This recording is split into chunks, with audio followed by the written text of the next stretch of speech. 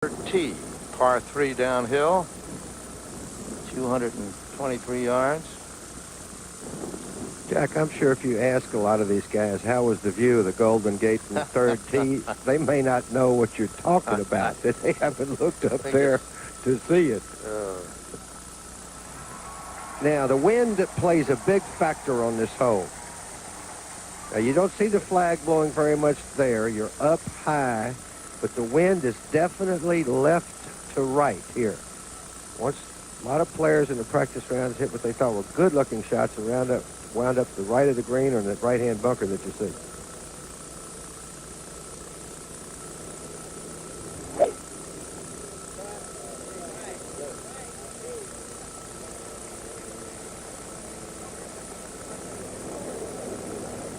Left-hand bunker. Yeah, guarding against that breeze there. There's the shot he'll have left.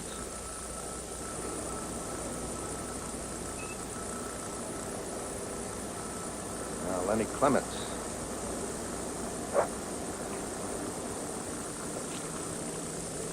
Beautiful, beautiful day here. This morning it looked like the beginning of the Transylvania Open with the fog here. But it's really, San Francisco really trying today.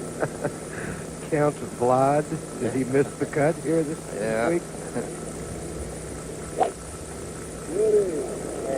Good looking swing there. Oh, Lenny Clements has a good golf swing. Let's see what happens to the shot, though. And he caught, it looked like the right-hand bunker. And that's caught a lot of people this week, Jack. Yep. So Simpson in the left bunker and Clements in the right bunker at the third hole. On this final round of the United States Open, which Scott Simpson at the moment leads by 1 shot from Tom Watson and Keith Clearwater. What'd you do to your car, Joey? It's really hot. It's these new Sportline Performance tires from Michelin. They've got a super grip and really handle the curves. I never knew a fat tire could make such a difference. It can if it's a Michelin. Joey, I think someone's got his eye on us. I think he's got his eye on you. Michelin, because so much is riding on your tires. Who is busier than a bee? Who else but the investment firm of Smith Barney? Why in the world do they work so hard? Because Smith Barney knows that old-fashioned hard work is often the difference between getting stung or getting a taste of the honey. Smith Barney. They make money the old-fashioned way. They earn it. This man is making a $4 billion phone call. That's what MCI has invested in just the past 4 years. To build the most modern coast-to-coast network, including the world's highest capacity fiber optic link, to assure you unsurpassed voice and data transmissions. Call MCI. We spend so you can save. MCI. Communications for the next 100 years. The Tandy 1000EX, PC compatible for making the grade, staying on budget, working on time, playing overtime. Quality manufactured in America. Only $5.99, only at Radio Shack.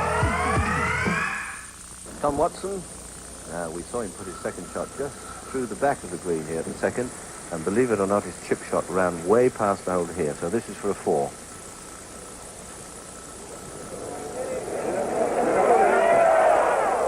Great try, but another stroke drop, 2 holes played, 2 shots dropped by Watson. A little putt missed at the first, and 3 from the edge at the second.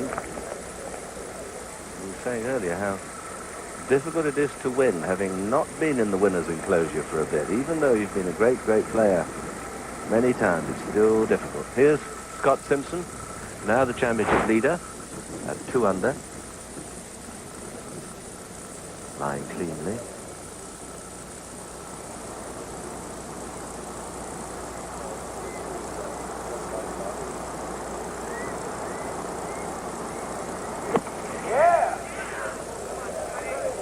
That could be very good. And that just didn't go up as much as it looked as if it could.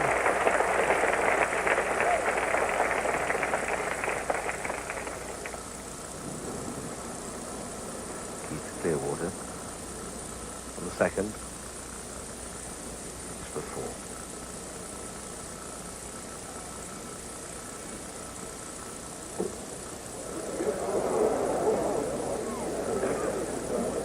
So a very tentative start. We were saying at the top of the show how nerves would play a big part today, and whether anyone from 4 or 5 strokes behind would make a great challenge, a great charge. So far, nothing's really bubbling up. We've had a 68 from Ken Green, 288. That's the best, more or less the best so far. Not much better than that.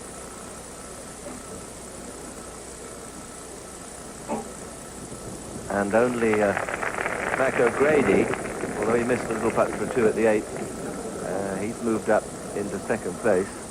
So at this moment, there's a lot of treading water. There's nobody making any really serious move on the leaders from way down the field. And anybody, certainly on that page, could win, and probably the next 2 pages as well. Simpson now suddenly 2 strokes in the lead. We saw Ballesteros miss that little shortish putt to drop a stroke at the 3rd to go 1 over. You see Jim Thorpe's and the Crenshaws and Poles not really making any great advance at this stage. And Greg Norman, many people's favourite to win, has blown himself right away. He's had a triple bogey at the 16th, a double bogey at the 17th, and he's trying to get back to the clubhouse and sanctuary. And so they continue to slip by. Clements, he's had a socket, a shank, missed a couple of putts. So certainly the nerves are very tingly at this moment, not only for the newcomers, but some of the more established stars as well. To view down the 3rd, 223 yards. There are great majestic trees surrounding the green and away over the house, over the rooftops to the bridge. Now, Simpson came out of the trap, and this to stay 2 ahead of the pack.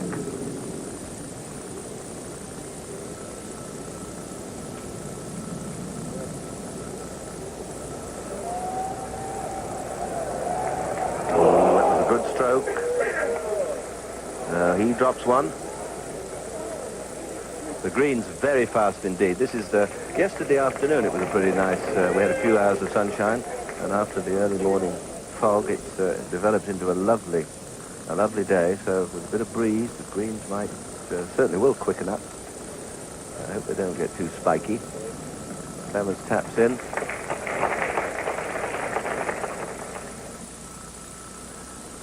This is Langer at the 5th.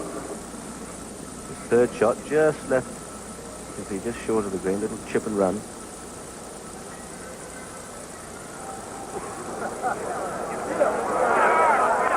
Beautiful shot.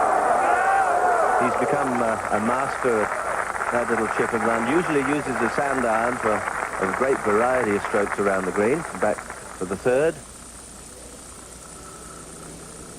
Keith Clearwater.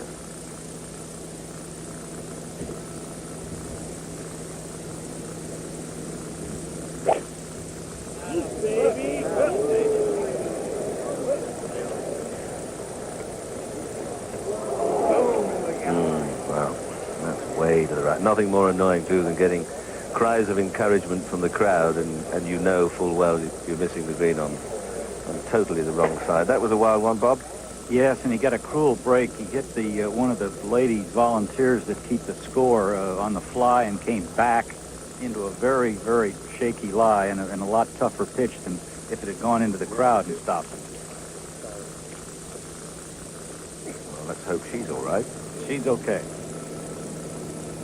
Now, Watson, he needs to steady himself, my word. Got 2 strokes the first 2 holes. Yeah, there it is.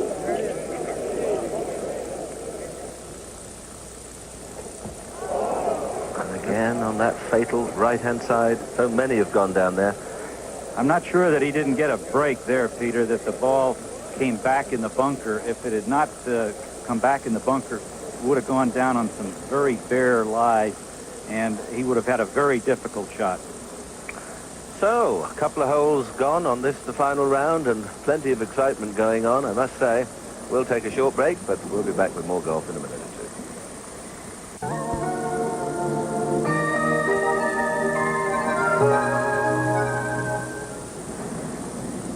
two. A little artistic return to the U.S. Open, courtesy of our director, Jim Jeanette. Now, Monday Night Baseball, quickly here. Montreal versus St. Louis, or Kansas City against Oakland, depending on where you live. Of course, St. Louis with Jack Clark, who's having a great year. The Expos with Tim Raines. Now, here we have Tom Watson. Oh, nice shot. He needs a par to get going here. He bogeyed the first 2 holes, was bunkered on this short par 3, the 3rd hole.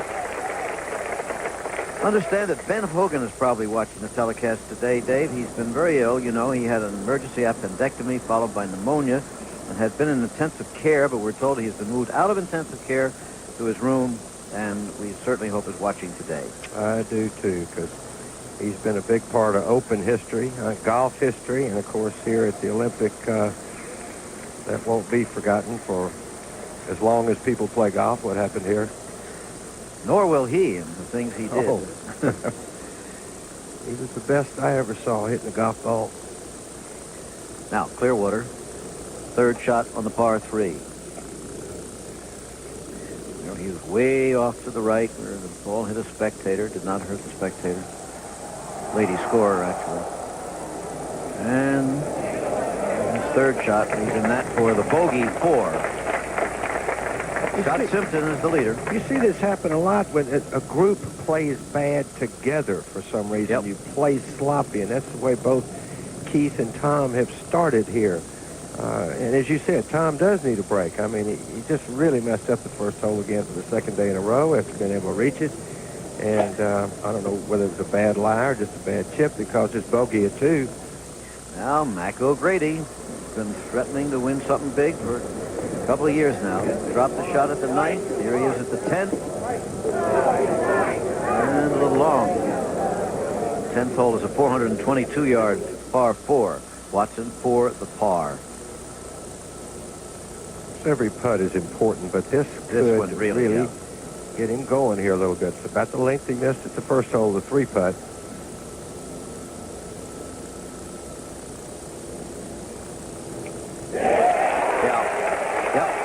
His first par of the day for the man who led this championship when the day began.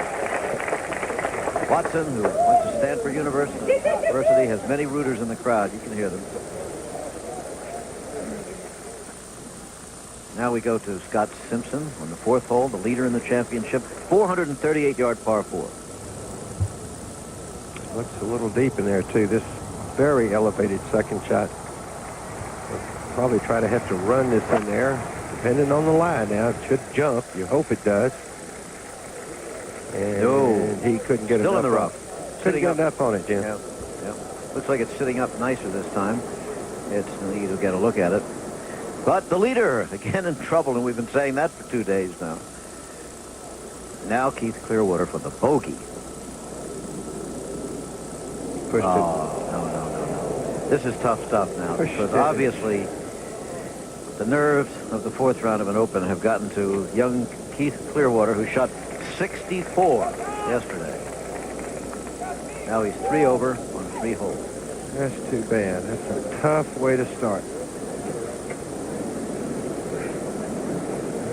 Larry Mize, the Masters champion.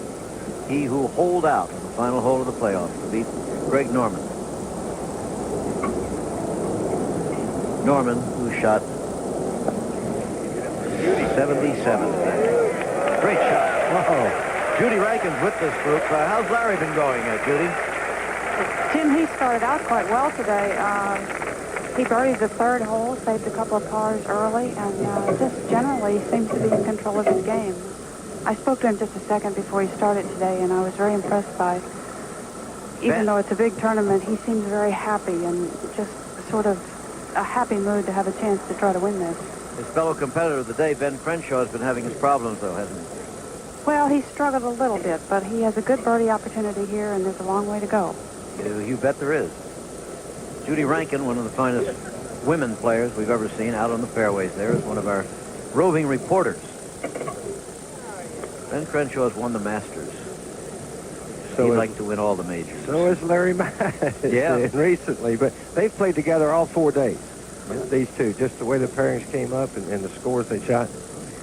Well, I said at the beginning that the pairings can be important psychologically. I don't know whether you agree with that or not, but it seemed to me two guys like this who have played together a lot, been playing on the tour together many times and playing together for 4 days, might relax each other a little bit. Not only that, a player can be superstitious. I think you're right about that.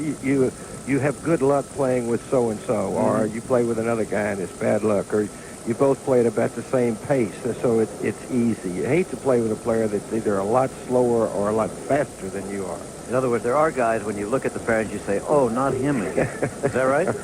Well, him would be the nice way of saying it, yeah. Anyhow, Benjamin, get going here.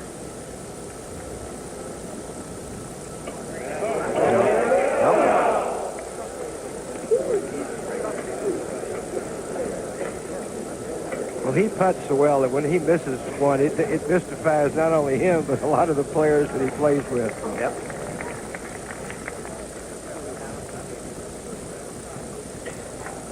On tape now, we're going to look at Scott Simpson's third shot to the fourth hole. Remember, he was in the rough with his tee shot, stayed in the rough with the second shot. This was the third.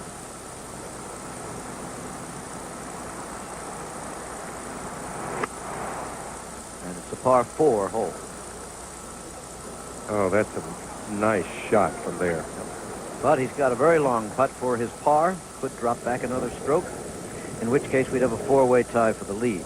And no one There you under see it. par if he happened to bogey that hole. That's right. That's right. So we've had somebody shoot 5 under par here in the person of Watson and 6 under par Clearwater, but nobody would be under par unless Simpson drains that putt.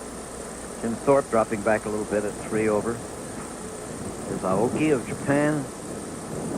Ozaki, another Japanese golfer. Dale Douglas, the senior champion. Peter Jacobson.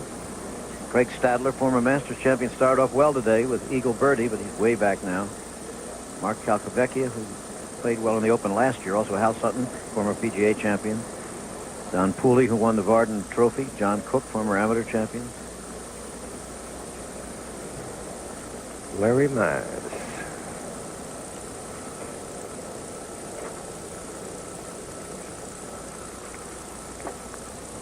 Saves the par, and soon could be tied for the lead. He's at even. Young man who grew up in the Augusta, Georgia area and had the dream come true of winning the Masters at home. Now longer, he also even par for the championship. Only 2 par 5s in this golf course, many par 4s and difficult ones.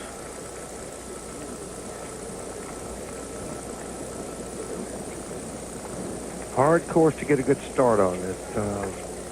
Sure taking his toll each day that we've done a telecast. Of course, Took a bad bounce, didn't it? Well, you're always guessing. If you pitching uphill a little bit there, I'm sure he was probably trying to pitch that onto the green, not short, Jim. And anytime you start thrusting with the fairway, it's going to give you a straightaway kick. Now Scott Simpson with the putt that he needs to maintain the lead in the U.S. Open. This is for the par, remember. Tee shot in the rough, second shot in the rough, third shot to here. Good putt, but it'll be the bogey 5, and that drops him back into a tie for the lead with Bernhard Langer, Larry Mize, and guess who? Tom Watson. You know, the ever-present. Yeah. Mac O'Grady's 1 shot behind. So is Tim Simpson, the other Simpson, no Kim. Tim, each one of these bogeys and the way they've started now brings more of the field back with a chance to win. And you know these guys are looking at the scoreboard out there.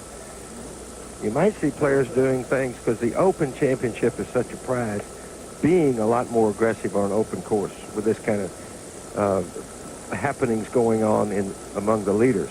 Put a score on the board and see if someone can catch it. That may be the hardest thing to do in an Open Championship. I had thought somebody in the fog this morning, when the greens were a little softer, might quietly turn in a sensational score, but they didn't.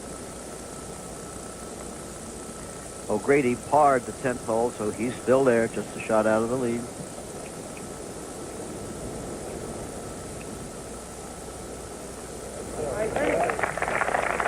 Firmly done by Mr. Clements. Yep. Lenny Clements, who played a lot of golf, is a youngster out here. Hasn't won on the PGA Tour yet. Took him a couple tries to make the tour, but that's getting to be normal, really. It took Keith Clearwater 5 tries to get through that qualifying stage. That's a very fast field that you have to beat. Of course, they're going to be the guys you have to beat when you qualify. And speaking of Keith Clearwater, here he is. He played in the Open once before as an amateur.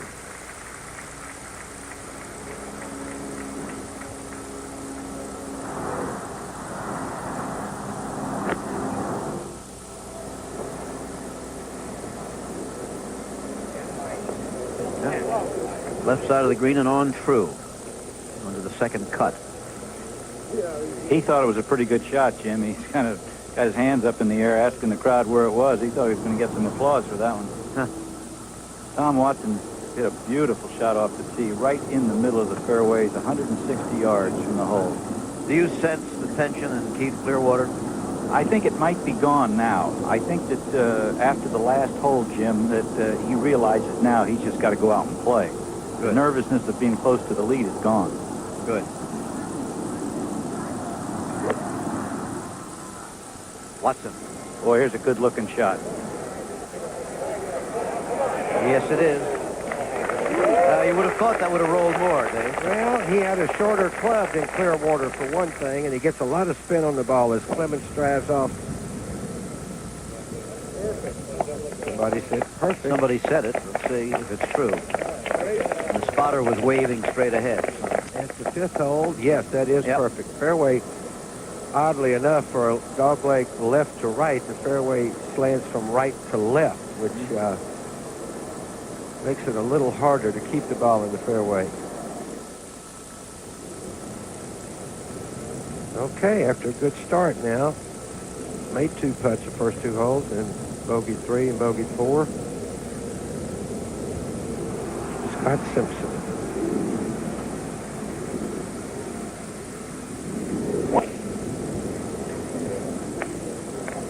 See where that goes.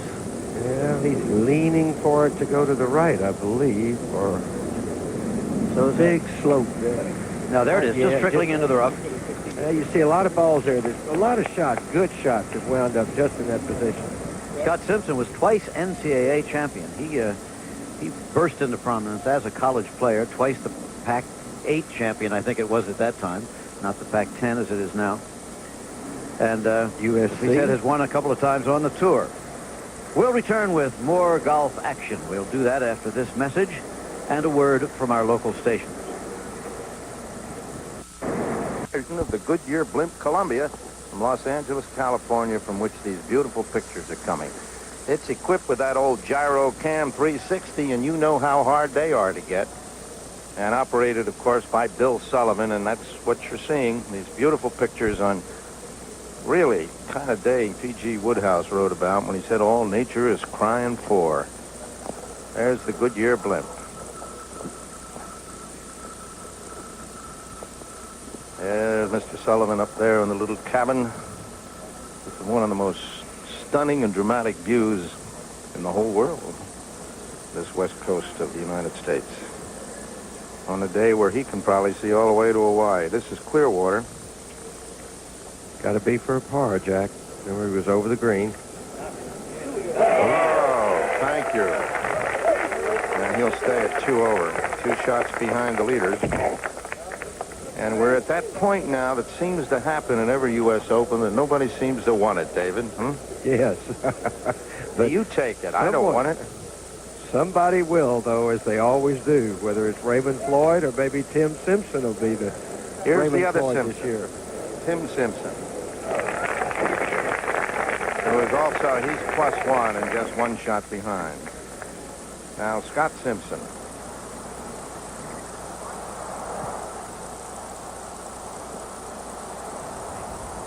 .200 yards back. On the left, first cut, rough. right, he's on, and you see the wind picking up at this particular green as the flag is bending. Scott, one of 3 leaders at the moment at even par. Tom Watson and this young gentleman going for the slam. He's the Masters champion. Larry Mize. How far is that, Judy? Jack, he's about 135 yards. I imagine a 9-iron. Should have been an 8 maybe, huh? Or is he maybe trying to bounce him on, Well, the hole's playing straight downwind, and he obviously made a poor decision. He had driven the ball at the 300-yard mark, though. Okay, so seems to have his game in shape. ABC Sports presents Monday Sports Night with Al Trautwig as your host. It'll focus this week on longtime superstar and the NFL's all-time leading rusher, Sweetness, Balder Payton of the Chicago Bears, plus the political unrest in South Korea and how it may affect the 1988 Summer Olympics in Seoul. It all begins following Nightline Monday on ABC Sports. There we are, looking like the hills of Tuscany. San Francisco above the majestic cypress and pines of the Olympic Club, coming in here to the 18th green. 3-way tie at the moment. Larry Mize, Scott Simpson, Tom Watson. And then a whole gaggle at 1 shot behind them. Tom Watson.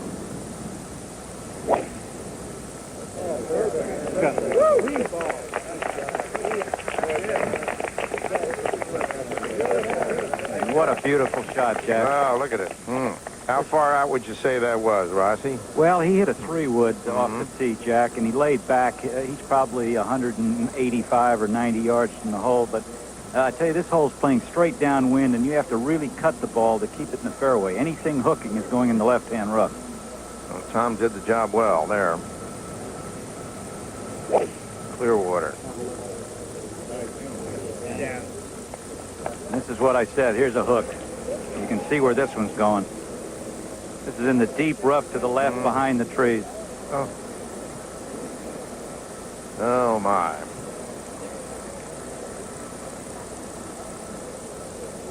Now Larry Mize. And he's up at the 6th hole.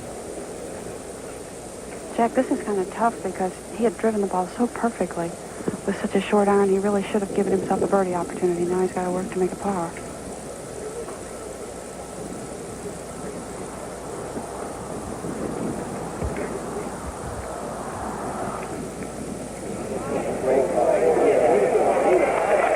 Touch of class. Well, as you said, Judy, he seems to have his game under control, doesn't he? Well, I said he had to work to make a par. It doesn't look like he's working too hard, does Yeah. it? This is Bernhard Langer for birdie. So instead of a share of the lead, he'll remain 1 shot behind.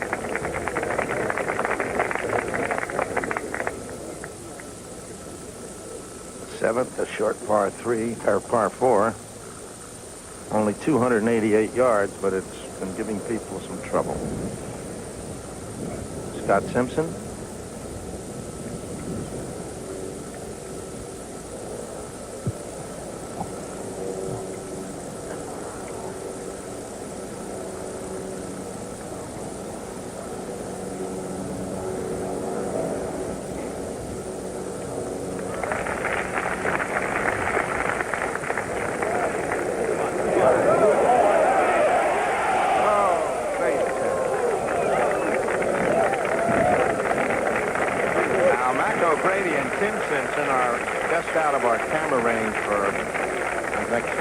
But we'll keep you abreast of them before we pick them up. O'Grady at +1, just 1 shot behind. Tim Simpson +2, 2 shots behind. He's hit 5 good putts in a row there.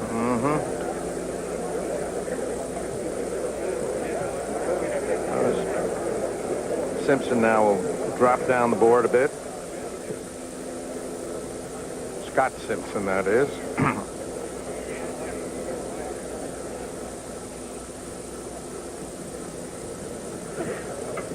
Nobody has broken out of the pack yet. This looks, David, again to be one of those tournaments where it'll begin on the final 9. Well, it's beginning, and it's hard. I told you right out in the car, if the sun came out and the wind blew, the scores would go up. It's a lot harder golf course on what looks like a very nice day than if it were a little more overcast and cool, keeping the greens a little wetter, a little easier to putt, not quite as fast. Lenny Clements.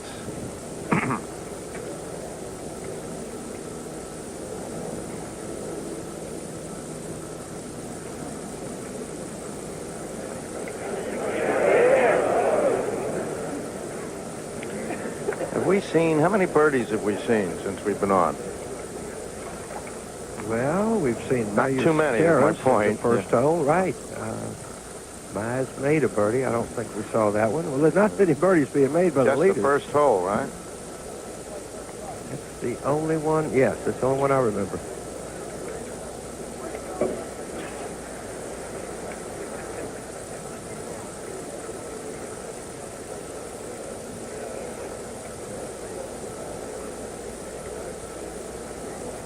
All right, Clements now.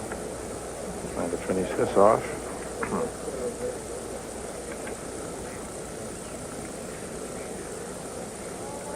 They wonder why he's taking such a long time on a short putt, Jack, but I think a lot of the players have gotten a little bit spooked by these greens, and it's a little bit different course every day, and even though that looks like a very short putt, it's a hard one. All right, we're looking down at the 8th tee and the tee shot of Bernard Langer. And go back. No, it's going to stay up there.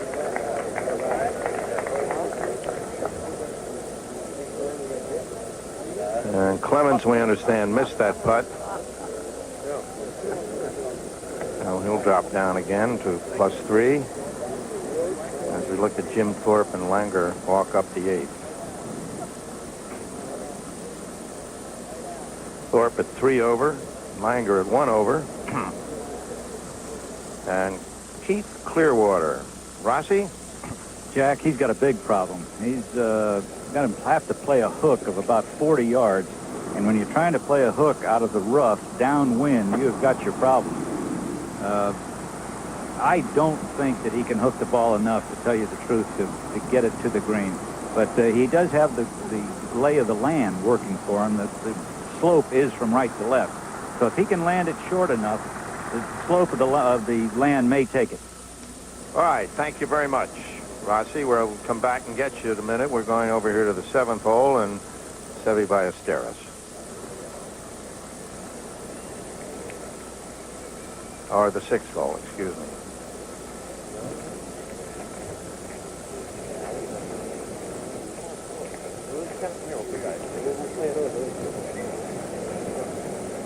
This young man not out of it yet by any means.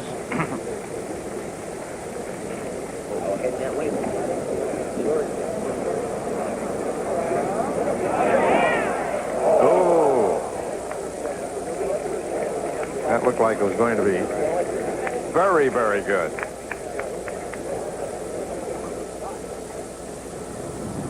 All right, here's Tom Watson. Clearwater, I understand Rossi's just short of the green with that shot from the rough. Quite a bit short and to the right. Okay, and here is Watson's second shot. From 185 yards, and this may be a 7-iron. The wind is really howling behind him.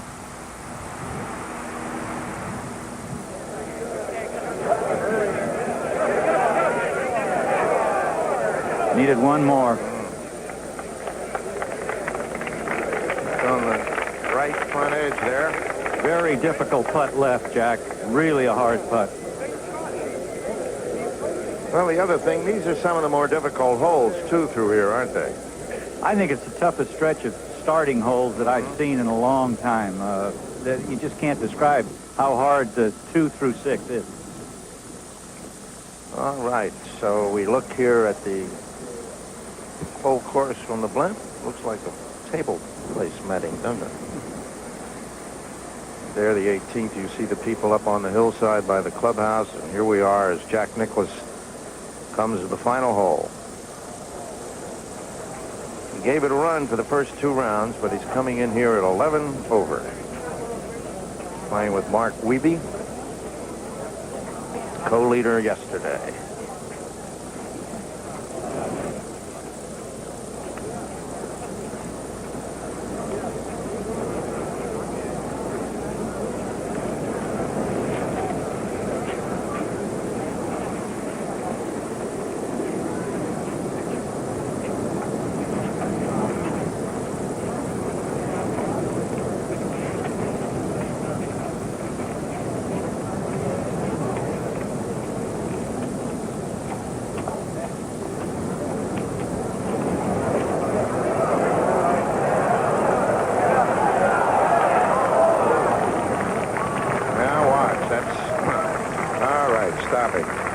This pin position, which I'm sure was going to become more and more important as the day goes by, will cause some talk, don't you think, David?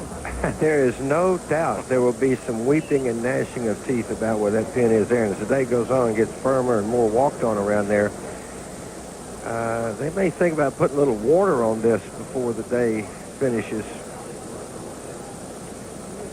Fine shot by Nicklaus. Here's Mark Wiebe.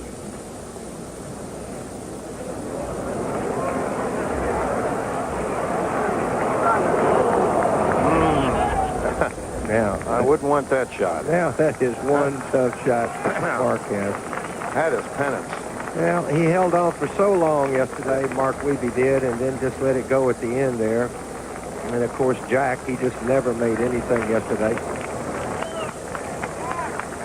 All right, let's do a 5-second pause here for station identification. This is 24, KVUE-TV, Austin.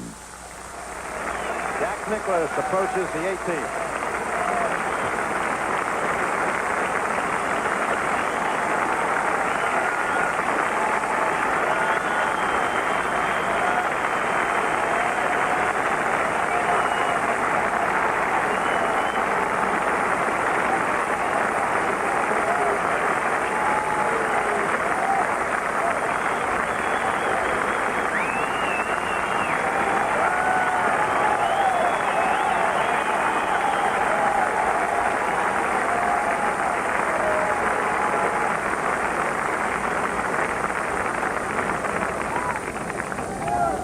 Although he's out of this competition, he does tie a record as the most consecutive 72 holes in the United States Open.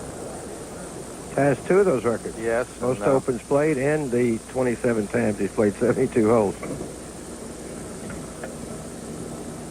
Now we're back to Tom Watson, co-leader at the moment.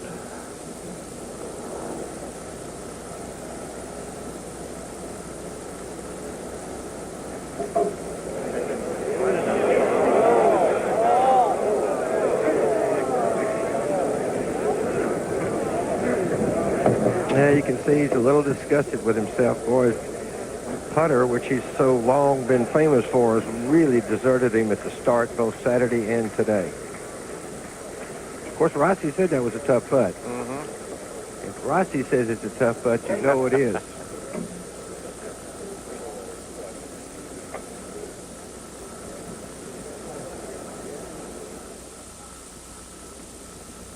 Now at the triple-tiered 7th green.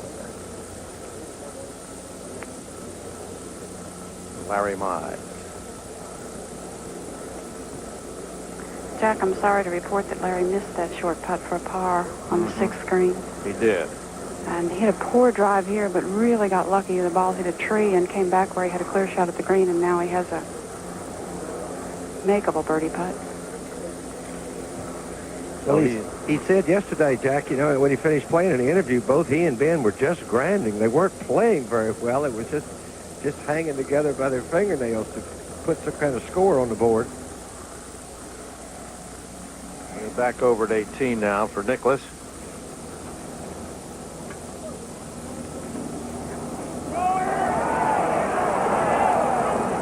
Let's see if this ball stays there. Yeah, okay. Some of them coming close to the ball coming back to you. The big Fletcher trolley. Now Larry Mize at 7. Now you see the tier.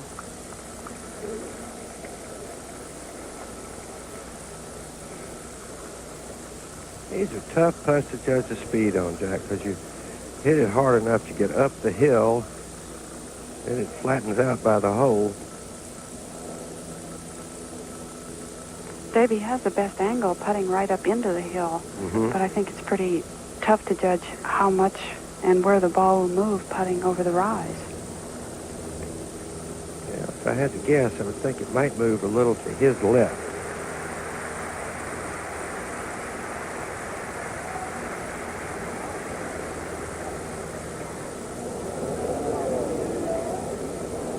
Nope, didn't hit it. For a 288-yard hole, that 7 is plenty of golf hole. All right, we're going to Lenny Clements now. Ed Snead there. Yes, I am, Jack. He had about 180 yards. He's hit a pretty good shot out of the rough. He's just short of the green and not a bad place at all to leave it. Scott's driven it a little further. He's got about 175 yards. All right, we'll be back there, Eddie, as Nicklaus finishes with par.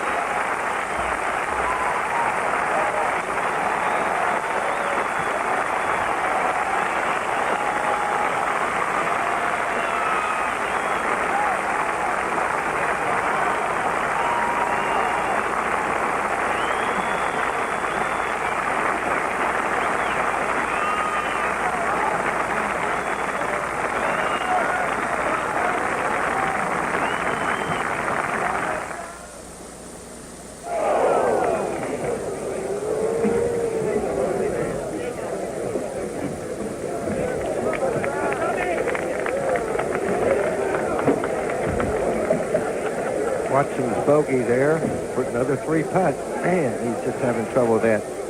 Mac O'Grady parred the 11th hole, and we're getting one of our cameras over there real quick to check on the man from outer space and see how he finishes this tournament. Mac O'Grady I'm talking about.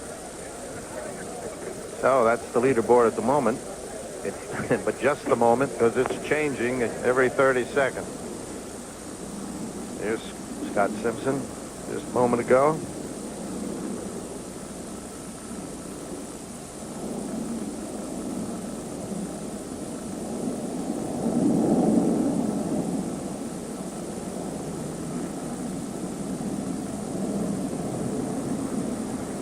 And like his playing partner Clements, he too is short of the green. Ed, is that hole downwind? David, it is. I don't think Scott mishit the shot. I think he played for the ball to fly a little more downwind, and he just came up short. He hit a very good shot. Here's Larry Mize at the 7th. All right.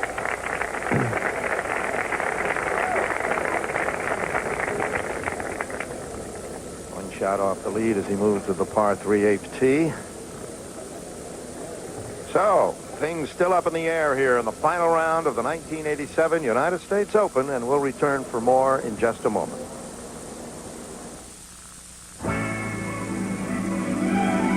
This ABC Sports exclusive is being brought to you by Michelob.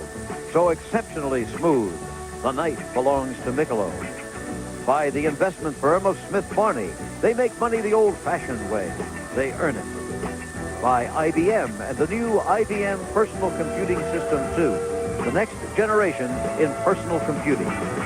And by the Goodyear Tire and Rubber Company. No matter how far you go, Goodyear takes you home.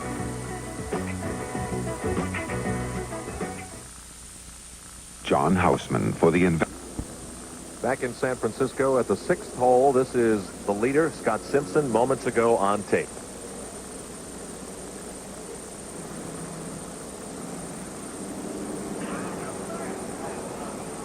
And he is struggling, Dave Marr. He is, and about the second shot, both he and Larry Mize played about the same kind of shot. It's when you're going downwind, it's hard to keep the ball in the air when the fairways are this close cut. So going downwind may be a harder shot with the wind against you or blowing from left to right or right to left. Now to the man who grew up in Augusta, Georgia, Larry Mize on the 8th tee.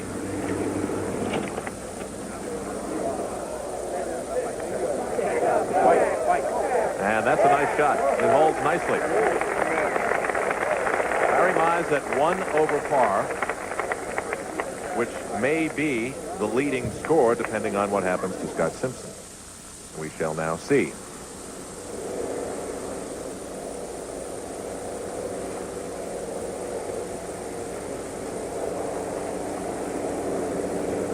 Scott is definitely from the school of the soft-spoken.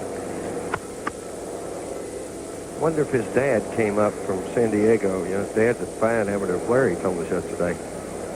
He told me his dad stayed home. Oh, man, what a good putt. There is nobody out here that we have seen who has a hot putter. And the scores grow larger. So the best score at the Olympic Club at the 87th U.S. Open is 1 over par. And there are 5 players now tied for the lead. Tom Watson, Bernard Langer, Larry Mize, Mac O'Grady, Scott Simpson. You will notice that the top 3 players have all won, at least on that first page, have all won major championships before. Ben Crenshaw, he's right there, 1 stroke off the lead at 2 over par.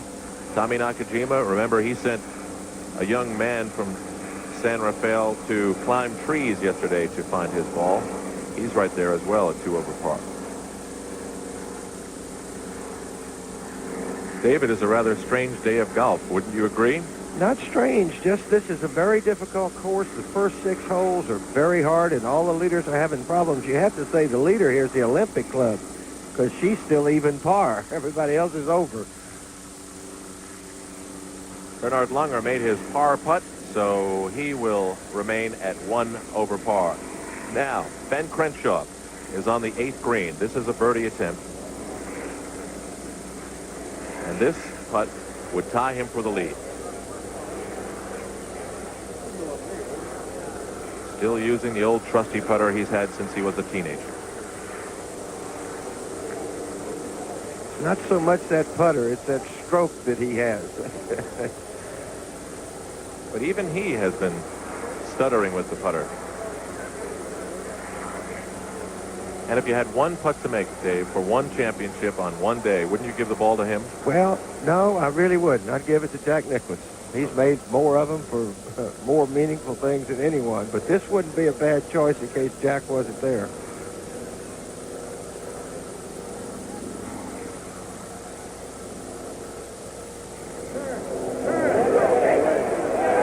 Slow down. And that won't be an easy putt coming back.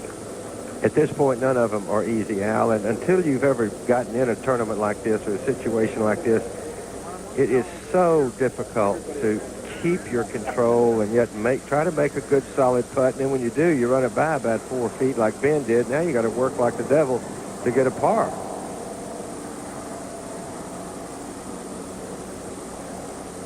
And how about this man? Nobody gave him much credit this week. Not a lot of notice. Well, of course, this man got a lot of notoriety. Seve Ballesteros, 3. The 7th hole.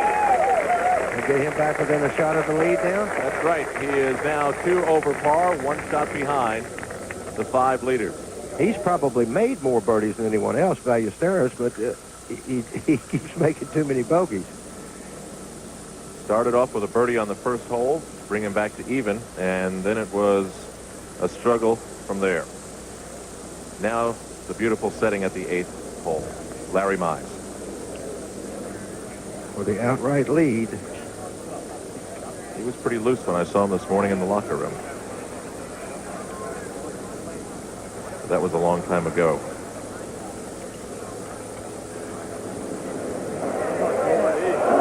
Hold it. Mac O'Grady, meanwhile, has parred the 13th hole. He will be coming within range of our cameras shortly. But he is playing a very, very consistent round and remains at 1 over. If Mac can get another birdie and put 280 on that scoreboard, that is going to be very hard from the way everyone else is doing right now to match. Ben Crenshaw lining up this putt that lies ahead of him to stay at 2 over par. Another thing, when you have a putted a birdie like that, which at that time would have put Ben in a share of the lead. And if he happens to miss it, that really crushes your momentum and your confidence all at the same time. All right. Boy, ruins my weekends, I tell you. A sigh of relief until he gets to the 9th tee. Ben Crenshaw stays at 2 over par.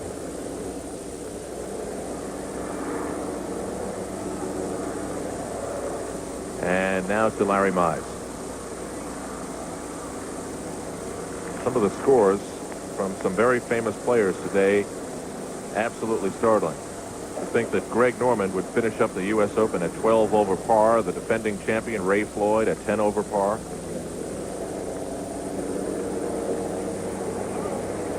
This is Tom Watson for a birdie on your right. At the 6th hole, Larry Mize attempting par on the left.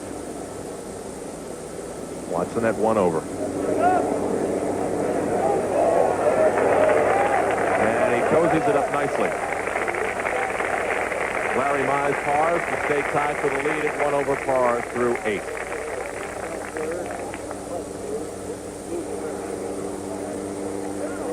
Tom missed a relatively short putt a couple of holes back, but he drills that one.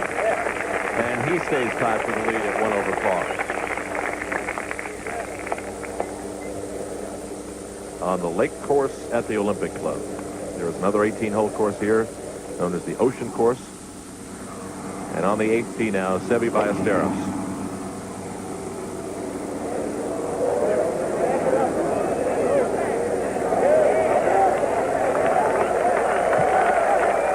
And that rolls in beautifully. So Seve will be putting for birdie from there.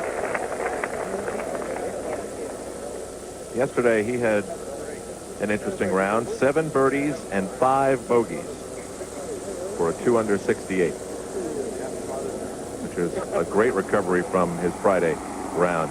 John Mahaffey, don't forget about him. Started off a little rocky, but he's at 3 over, only 2 strokes behind the leaders.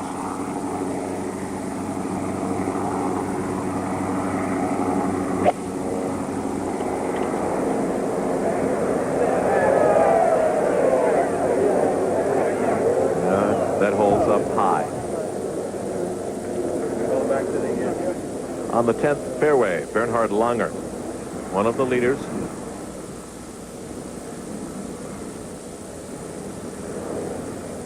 His second shot.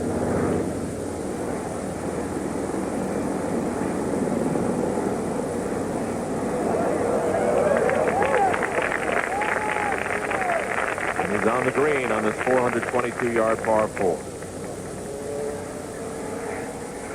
He hits a lot of good shots, Al. He gives himself a chance for a lot of birdies there. He can putt bad and do what he did yesterday and still be in the tournament.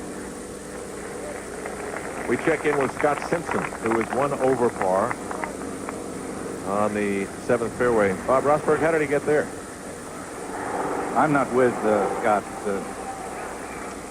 Oh, I'm sorry. Ed Snead is out there. Ed, how did he get there?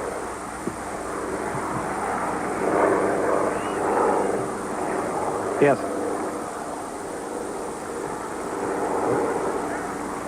What kind of shot has he got there, Ed? He's got about a 40-yard pitch, Dave, with a sand wedge. He hit a driver there, and it kicked out of the fairway on the right. And there's that ridge, and he better get up and mark that one quickly because it looks like it could turn and start rolling back. He doesn't want to give it any time to move. Looked like he pitched that up in the air. I thought maybe he might try to jam it a little more. Well, he was in the rough, and I think if he tried to play that shot, he would have hit too hot a shot, and it might have run up to the 3rd level. Oh, you don't want to beat up there. Now, right behind the twosome of Clements and Simpson are Tom Watson and Keith Clearwater. Here's Tom Watson on the tee. It slopes from the player left to right, and you're going to get a kick down to the right. Whoops. Look at the driver there. Yep. He really took a rip at that one, David. 5 golfers tied for the lead.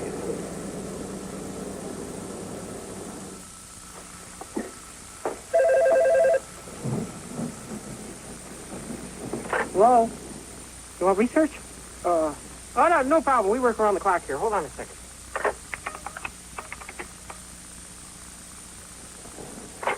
Research here. All trends are up. You're most welcome. Oops.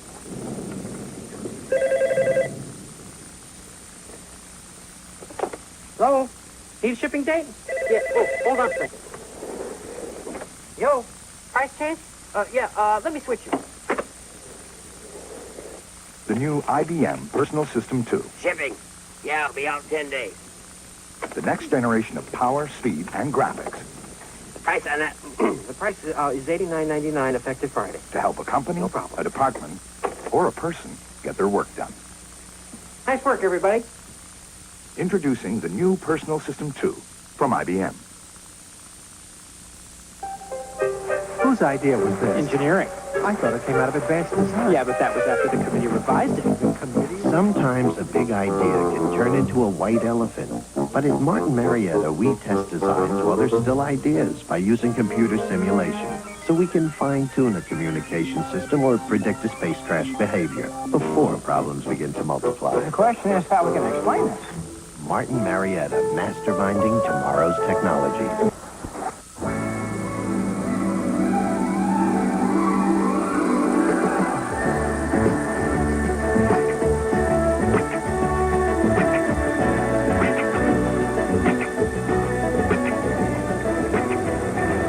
Back at the U.S. Open, on tape, Scott Simpson putting for a birdie at the 7th hole.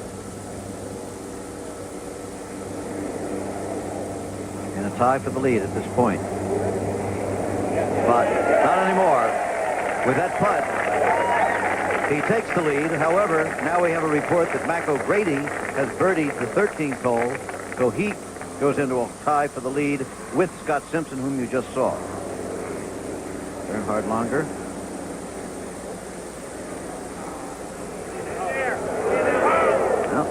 Birdie attempt. There he hit a very nice second shot there to give himself a chance. So he remains a shot out of the lead now. So it's Scott Simpson and O'Grady tied for the lead now. On tape, Severiano Ballesteros of Santander, Spain. This is on tape.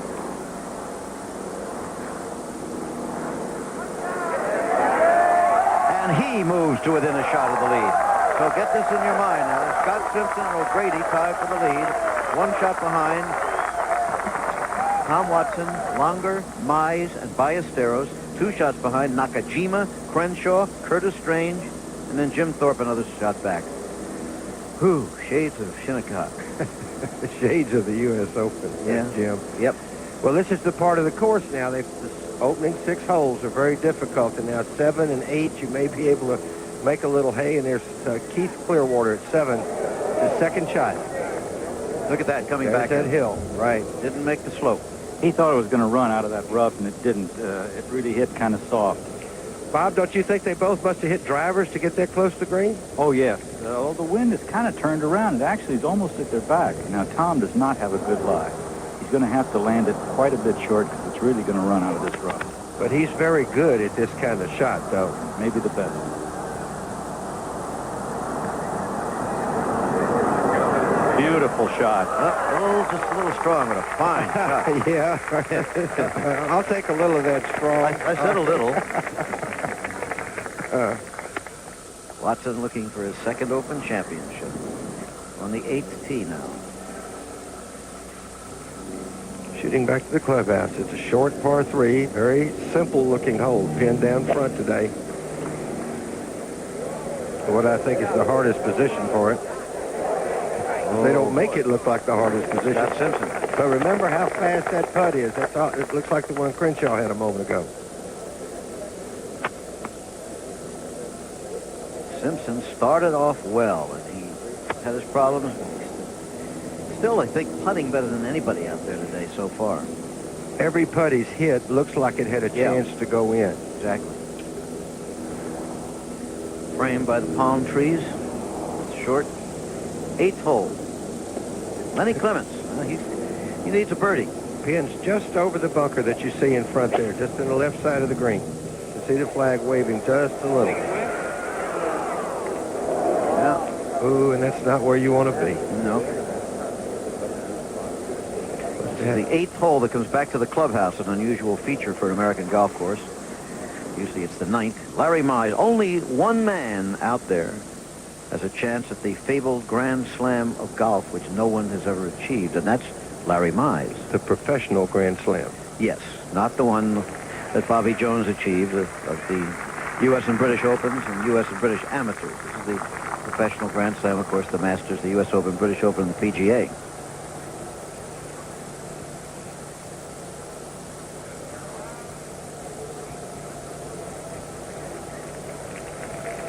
Should start breaking about now. Just didn't get it up enough.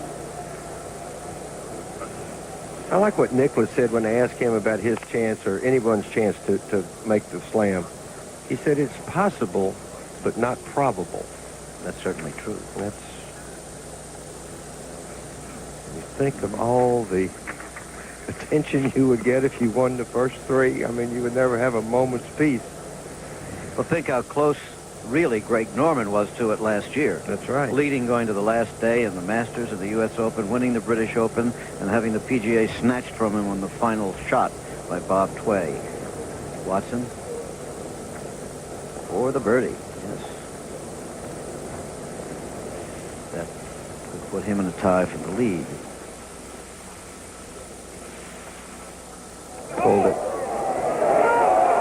Oh, he pulled it. We now get a report that, remember, we don't have cameras at the 13th hole at the moment, and we had gotten a report that Mac O'Grady had birdied the 13th. We are now told he did not, in which case Scott Simpson leads by himself with O'Grady, Watson, Longer, Mize, and Ballesteros all 1 shot behind. Nakajima, Crenshaw, and Strange 2 shots back. Just to get Ben back in a lot better shape, too. Yeah.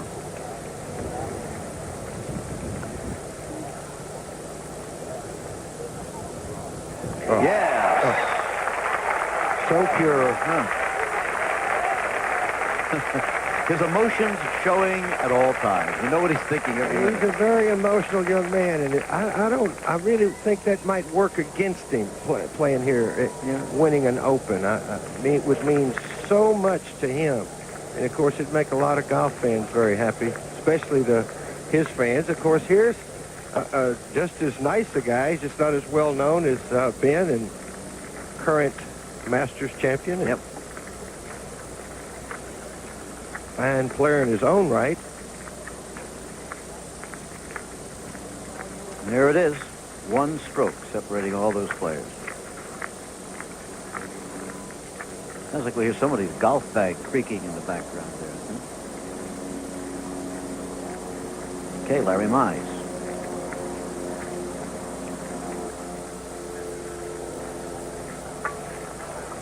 With a par. Okay. And he remains 1 shot out of it.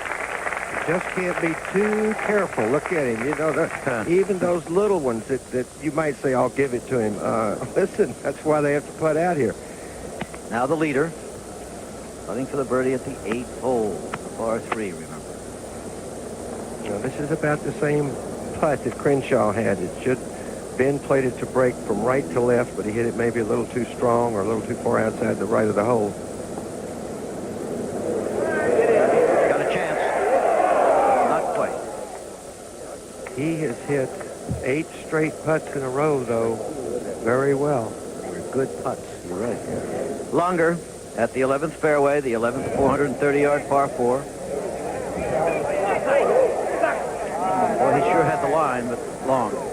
Again, maybe a little bit of a bad break there, Jim, because at this time of day now, with the sun and the wind and the players walking around the hole, the closer you land it to the hole, the more firm that surface is.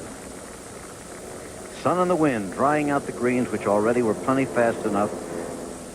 Now Simpson for his par to retain the lead, and he does. Greens getting faster and faster. Ballesteros at the 9th hole, 2nd shot on the 433-yard hole. Oh, what a shot. Mm-hmm. What a shot. And the man from Santander has given himself another opportunity. Such a strong-looking player when he plays. I mean, he's a lot bigger thicker than you think when you see him in person. Ben Crenshaw on the 10th tee, 422-yard par 4. Lots of these long par 4s, remember, at Olympic. Good shot, Ben. Good shot, my man. And it is a good shot. Hang on now. Spectators really like to identify with these guys, don't they? So, good shot, my well, man. Peter said it a little while ago. I mean, you get the ball in the air and they say good shot. You're not looking at whether it's hooking or slicing or something. Or you're trying to get in a particular side of the fairway. Now, this is an interesting shot, Dave, from straight overhead, super slow motion. Okay, and this is what I wanted to see. You might take a look here if I get this little telestrator to work. Watch Ben's head and see if it stays behind the ball. Now, you'll see that the players do move their head back. All right, the part coming down now, if you make a good swing, he will not go past that line. Yes. That's a very, very good. I love that camera thing, and I want to thank Jim Jeanette for that, or whoever it is, because that, sorry, Mr. Terry Jastrow claims credit for that. And Mike Friedman on the camera. Anyway, that was a fascinating thing. But see, when people say keep your head still, that is not true. You keep it behind the ball. Watson.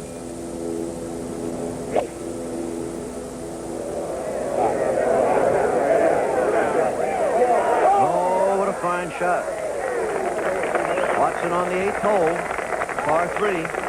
As Dave said, Jim, everything around the hole is getting very, very firm. That ball kind of into the wind and going uphill and everything, and you saw how far it bounced. I've seen Longer hit about 2 shots so far in that one there, Bob. It didn't land 4 feet from the hole. Longer shot at 11, which was a fine iron shot he played in there. Now Keith Clearwater, who is 3 over par now, and as badly as he played in the early holes, he's still not out of it. 3 shots behind. It's a little long, I think. Yeah, not so bad, Bob, but it was not long. bad. But you know, you don't leave yourself a good birdie opportunity that far away. Tom, these are the holes you got to jump on, 7 and 8. And the leaders still have that long back 9 to go. Now we've found a camera that can see Mac O'Grady at the 15th hole. That's the handheld camera that ran over there. We have to assume that was a birdie attempt. We don't know if it was. He's 1 over, as you see, 1 out of the lead, and we'll be following him on in. You see, the point is our cameras do move around. If we cover every hole all the time, with, say, 4 cameras, you have to have about 80 cameras. Yeah. We got 30 already, but that's about all we can afford. I mean, you know. So,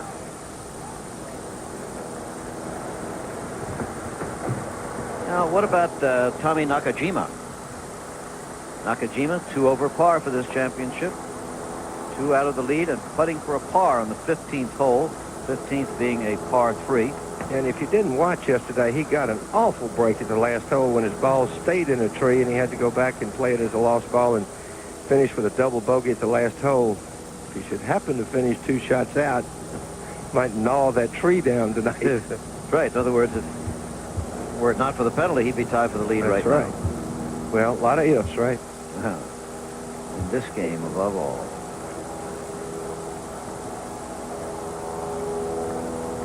No. Yes. I thought it was sliding out to the right. Well, he's a solid player, even par so far today. Winner of 38 tournaments in the Far East.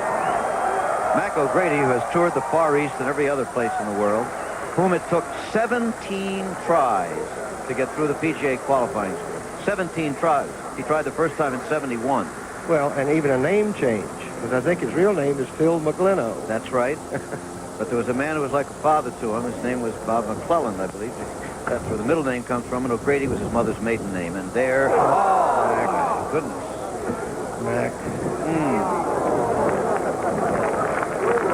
Bogey for Mac O'Grady. Come on, Roger. Drops him 2 out. Well, he has a lot of friends up here. If he can make a birdie, or Nakajima, either one, get in with 281, that's going to be hard for some of these guys to beat that. This is where it's going to end at 18. Put that in your mind right now. 10th fairway on tape, Larry Mize. It's 1 shot out. a beautiful par 4, slight dog leg to the right. Oh, look at this. Look at this. What a shot. Marvelous shot by Larry Mize. And that putt could tie him for the lead. Also on tape, Ben Crenshaw. Second shot, same hole, of course.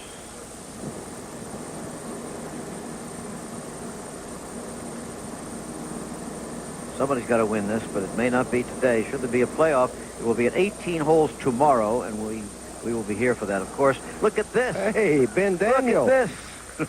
You see how quickly the players adjusted, though? I mean, as the course gets firmer, you've got some openings there, and they both played the ball short to run in where the pin is, which you don't see a lot of in this country in golf. So they put so much water on the golf courses. So 2 birdie opportunities there for Crenshaw and Mize. They could move into a tie with Scott Simpson.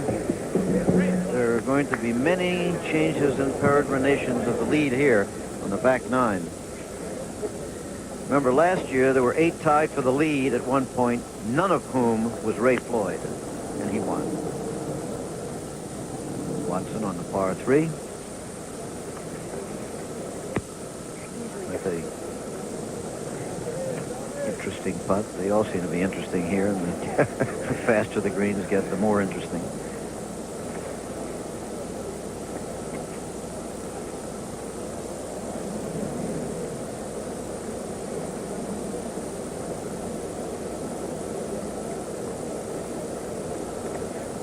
They didn't call it golf. They could have called this game concentration.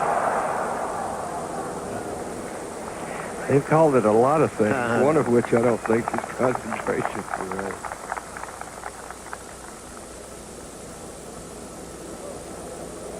That was an interesting putt. And look out. Tom Watson may be on the prowl again. The same as yesterday. Started off very, very shaky, steadied a bit, and now may be ready to be aggressive.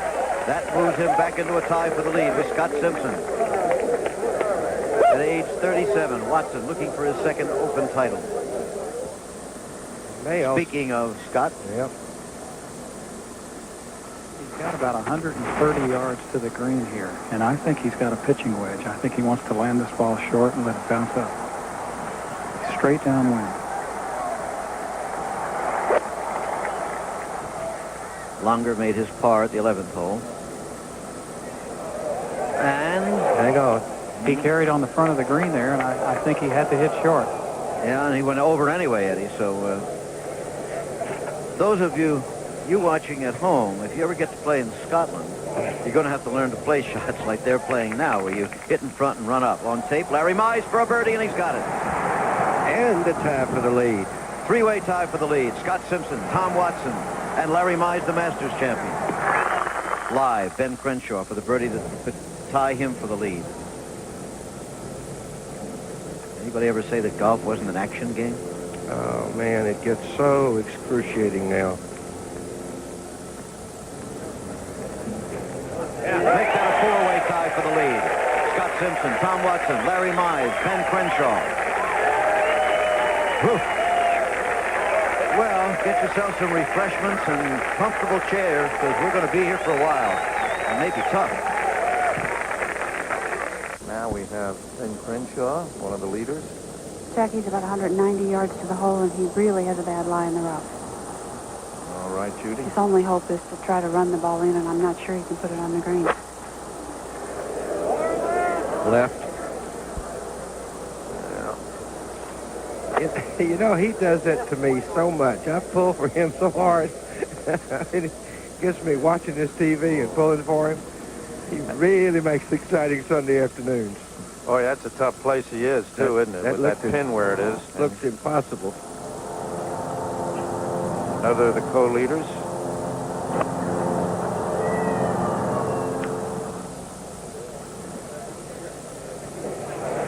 There again, the example of the bump and run. Comes down to rest nicely for Tom. But not only that, Jackie, maybe take somewhat of a gamble at 7 and use a driver there and make a birdie and then birdie 8. I mean, he's the kind of player that you know, feeds on that. He's not worried so much and not letting it bother him maybe as much as some of the other guys who haven't won a major tournament yet. Mm-hmm. Now Ballesteros, one shot behind the leaders. And here is a birdie attempt for him that would let him join that club at the moment, but it's not very realistic, is it? Just get 2 putts here and go, you know, take your chance on somewhere else here. Don't believe all that never up, never in jazz. You just make a 4 here and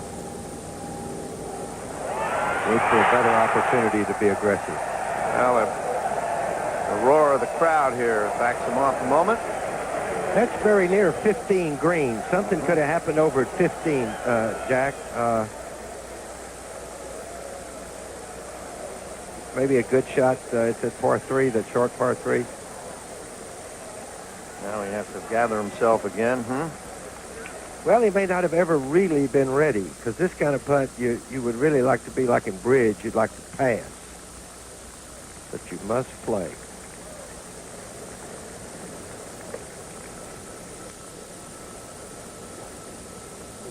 He's just a little worried by that fringe back there, too. Just maybe at the top of his swing.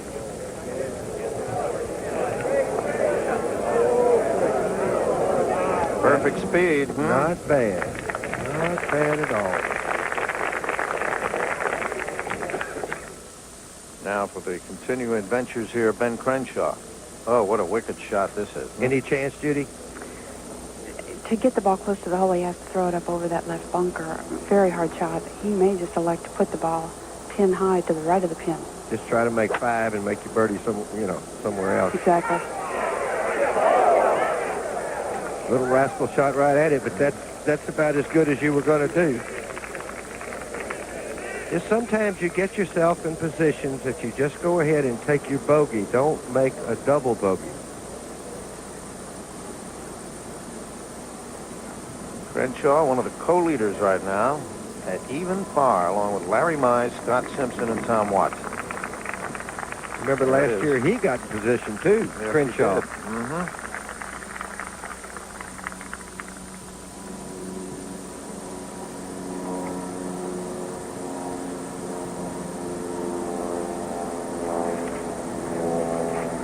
They are closely bunched.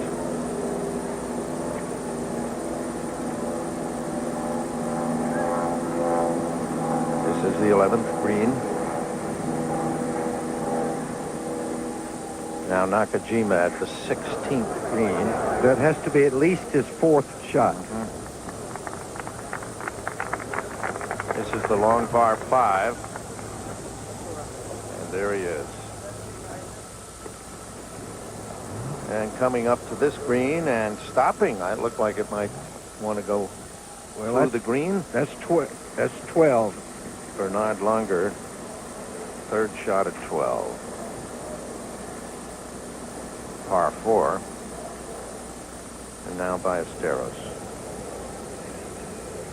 And par safely gotten. It remains at 1 over.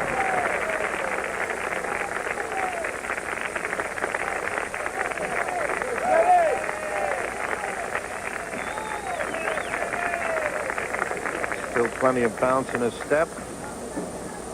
Well, this is as close as he's ever been for an Open title, you know, and he's been told by a lot of people, well, you can't win the Open, you can't drive straight enough. And he's given up a lot of money on the European Tour to prove that he can win the U.S. Open. Crenshaw. Ah, what a lovely putt.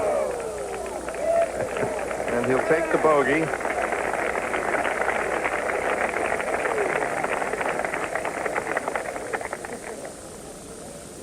Said, I'll wait, I'll mark.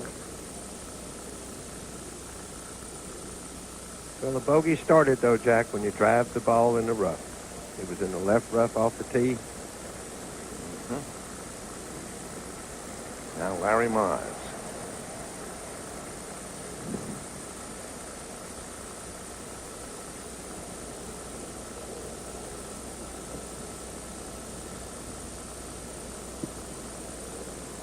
Masters champion. I wonder if he's even entered the British Open yet, Larry Mize. Huh? You might think about that. Tom Watson on the right. He's entered a few British Opens. Yes, sir.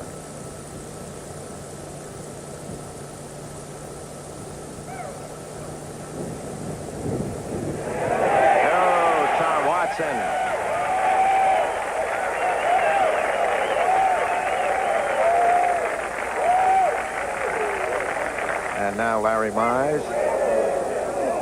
Yep.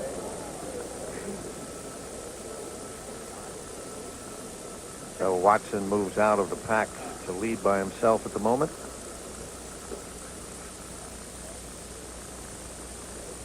Larry Mize trying to keep it even.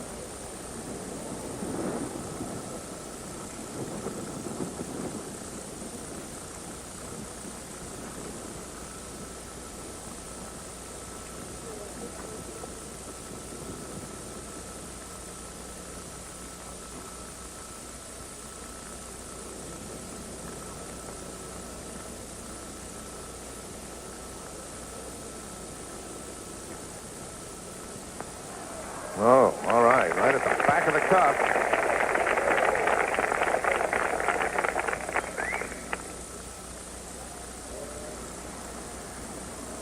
Tom Watson leading. 1 under. Scott Simpson and Mize at even. Then Langer and Crenshaw at +1 along with Ballesteros. There we are. As we look at Crenshaw now for the bogey putt. And we'll put him at +2.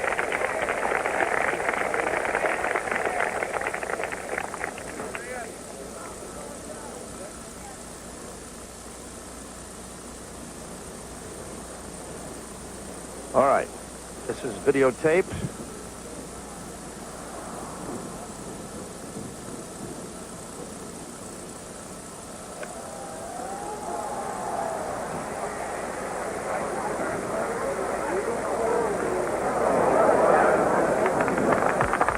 And just going to the front with the pin, as you can see, is right up front. And we move to 12 now for Langer, going for a par.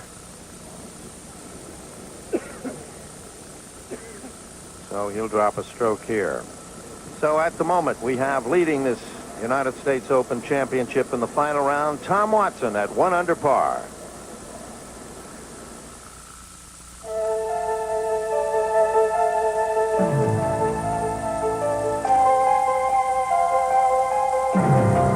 In golf, where perception can turn placid ponds into oceans of trouble, Top Flight Plus delivers the compass, the added carry, and the extra distance you need to carry the pond and turn obstacles into opportunities.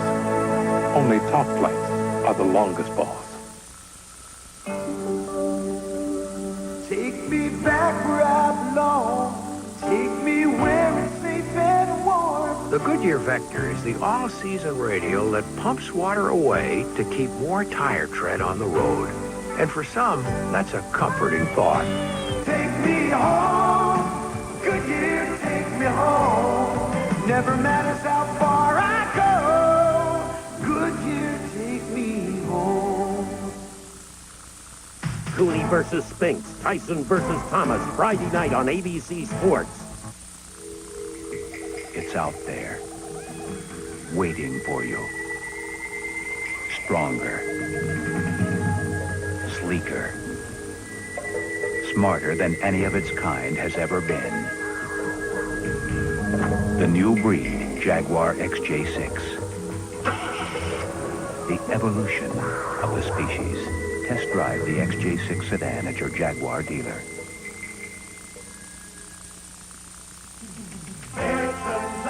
Texans are moving to Texas Commerce. In Austin and all over the state, Texans are moving to Texas Commerce. We're bringing Texans more strength and more service than ever before. And that's a personal commitment from me to you. Texans are moving to Texas Commerce. This is 24, KVUE-TV, Austin. A reminder here that ABC Sports presents the heavyweight showdowns, Michael Spinks against Jerry Cooney and Mike Tyson versus Pinklin Thomas on Friday night for the first time on television. I'll be around for that, 9:30 Eastern and Pacific, 8:30 Central. And now, once again, our British colleague and Mr. Ryder Cup, Peter Allen. Thank you. Thank you, Jack. So here's Ballesteros. This was on videotape. His second to the 11th hole. 430 yards. Simpson's dropped a stroke, so he's gone back one.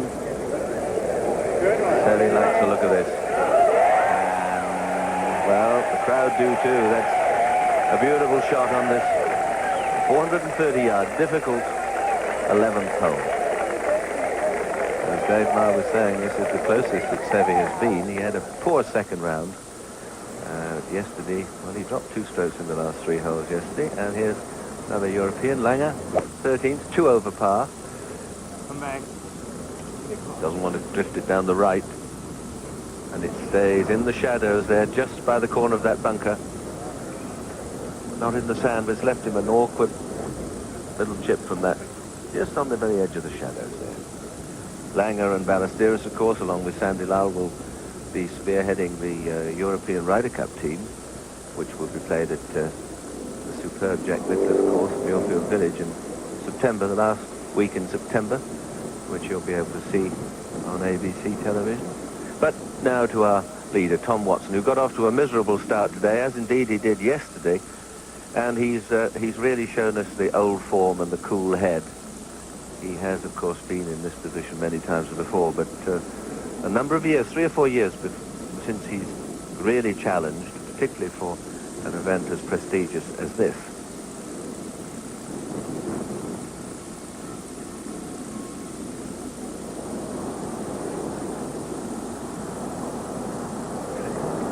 Second to the 10th. It's from 150 yards.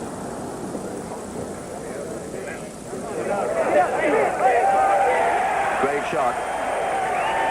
And he's beginning to look better and better. Peter, he's driving the ball so well. He really has driven beautifully today. He's only missed 1 fairway, and that was the second hole, just barely off the edge there. You can almost feel the confidence beginning to surge through his veins again, Bob. You know, watching as I've seen him win, well, all his British Opens, and he just seemed to go from strength to strength. Wonderful to see him in this form, but of course there's a long way to go yet. Here's Larry Mize, who's in second place, the Masters champion. And, well, there are 1 or 2 tiptoeing along quietly who could cause some surprises. The leader still is Dan Pohl at 284. That's 4 over par. And he's going to be in for a very nice check indeed at the end of this day. And anyone, they say, around about 280, 279, 281 is certainly going to be in with a big shout. That's why Nakajima and that little putt that O'Grady missed at the 15th will be very costly. Judy, what's this looking like? Larry's in the left rough. He's got a shot of about 165 yards, and there's a pretty strong left to right wind. This hole has been almost a birdie hole throughout the week, but today it's playing pretty hard and pretty long. So Mize. Larry Mize, just 1 behind, tied with Scott Simpson.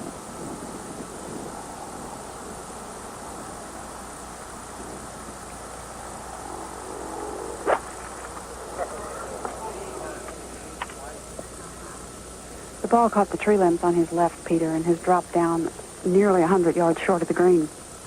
Well, now this is going to be, could be very costly for Larry Mize. It's one of the features here. A lot of these greens, particularly, well, not perhaps a lot, but the 8th, the short 8th hole, play between the big trees and makes it a very narrow opening.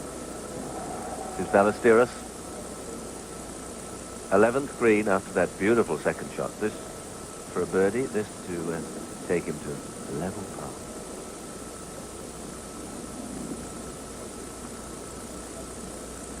Larry Mize. Seve with this little putt, and here you see a classic picture of his brother, Vicente, holding the flag. Now, you don't see that very often, but it's a little gimmick of his at the moment. And it works.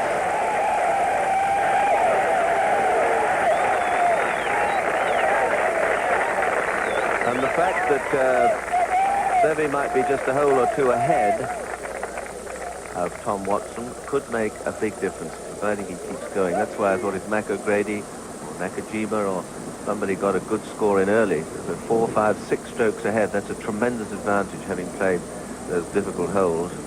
The others coming up behind still have them to do, and every time the couple move off the green, there's another couple of sets of spike marks around the hole. Harry Mize, Judy. Peter, he's a little bit less than 100 yards. Should be able to hit a full sandwich. I think being able to hit a full shot might help him to get the ball closer to the hole. Well, you can see he's got a clear view of the flag. He doesn't have to come in over any bunkers. It's just a question of whether he can get the club cleanly onto the ball, pitch it short and let it come up. Yes, he does. That's worked out very well for him. Very well indeed.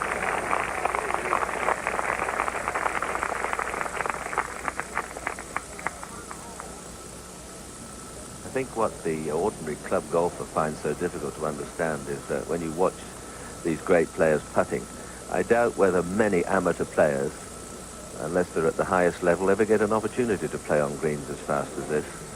And, you know, you could make a lot of money betting good club players, 8, 9, 10 handicaps, that they would have at least 6 4-putt greens in a round if you brought them to a course as severely prepared and beautifully prepared as this one. You have really no idea how difficult it is to read the greens and to get the pace and judge the speed all the time. Watson has not a very long putt here for a birdie to go 2 under. Just one ahead of those 3 players, Ballesteros, Mize and Simpson, Scott Simpson.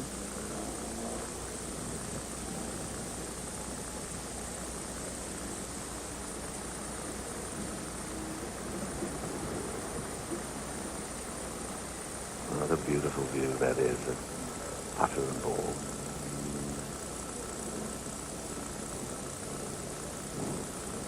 Strikes it halfway up, and it was just a little off centre, maybe a little quick. And he says, I'll wait. He must have thought that that was going to drop, but it didn't. Simpson, 11th hole. Just one behind Watson.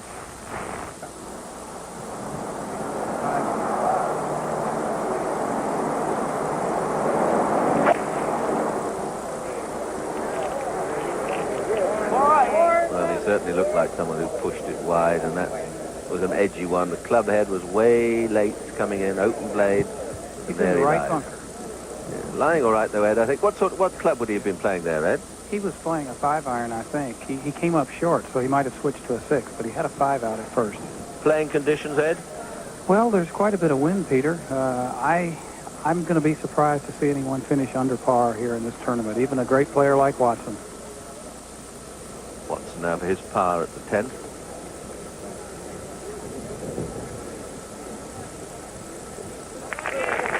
Stays 1 under.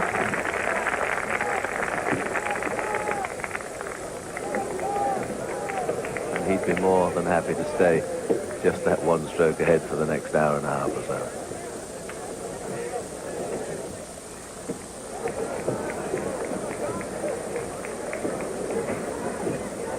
Watson playing with Clearwater, Keith Clearwater, who's 3 over par.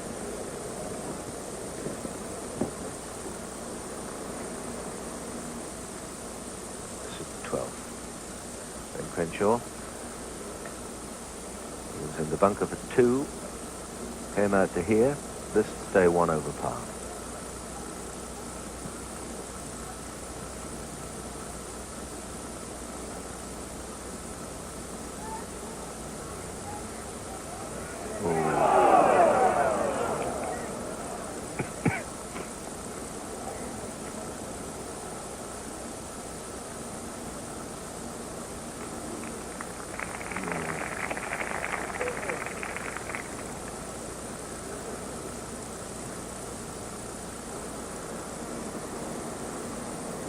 The 11th, 430 yards. So 3 bunkers up by the green.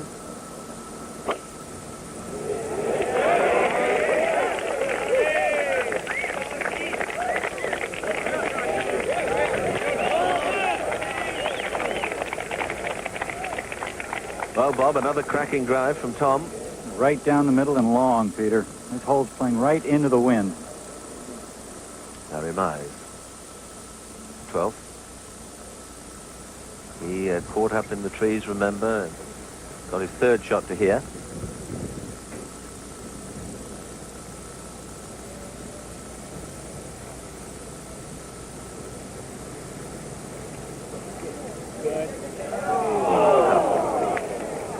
gone.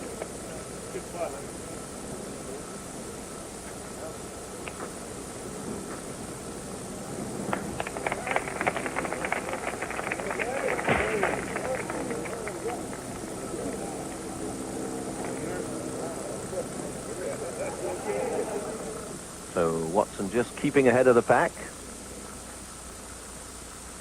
We go to the 11th, Scott Simpson's third shot.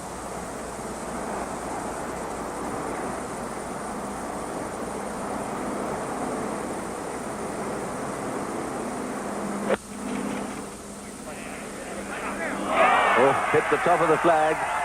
Well, that was just the break he wanted. It sounded as if he caught that a little bit thin, a little sharp, and it hit in the top of the flag, and now he may well escape with a par, something that Larry Mize couldn't manage to do. Now they stand high up on the tee and 13th, looking down through the trees. Where's the wind here, Judy? Peter, the wind's right to left and maybe helping them a little bit. The hole's just at 180 yards today, a little bit shorter than what it reads on the card. The bunker that you see in front of the green is about 10 paces from the green. It's really not in play as much as it might look like.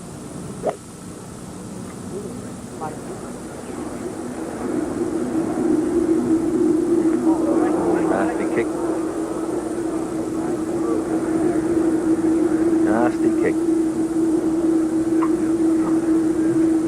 Frank Hannigan of the USGA is once again with us. Frank, people are often interested in how you measure a hole, which point do you start on the tee, where do you measure to the green? You've just heard Judy there say on the card the hole is 186 yards, but today it's playing 180. How has that all worked out for?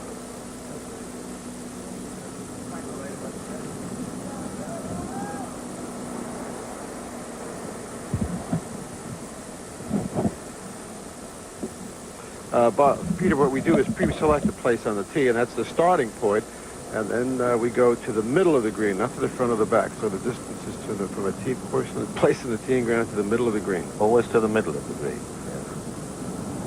Yeah. Here's Ben Crenshaw. Crenshaw 3 behind.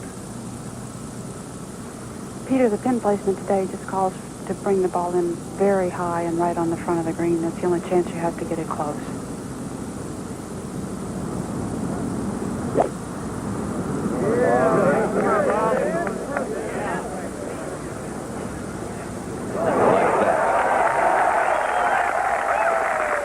Exactly like that.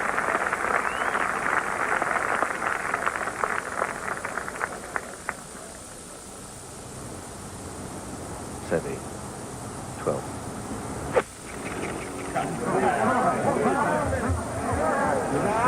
Fired. He's come out and across the fairway. 12th hole, 390 yards. He's not on the green. Up in there somewhere. My word, he's not surely gone right up there. Looks as if he has. Onto that path. Yes, there's his ball. Could all end here at the 12th. Now here's Nakajima. And he and Mac O'Grady were going along very well until they got to the 16th hole. Well, Mac dropped a stroke. A little putt missed at the short 15th. And from there they've dropped a stroke at each one of those holes. And here on the 18th, remember yesterday, he caught his second. He missed the fairway on the right. He tried to squeeze by these trees, and his ball ended up stuck in the branches in that tree, dead ahead, and he ended up with a 6, so that cost him a couple of strokes. And now here he is down the 18th. Simpson made that little putt, so he got his par. As now we have Nakajima at 4 over and O'Grady 4 over. That's 2 over for the day. Both of them want 4s here for rounds of 72 today.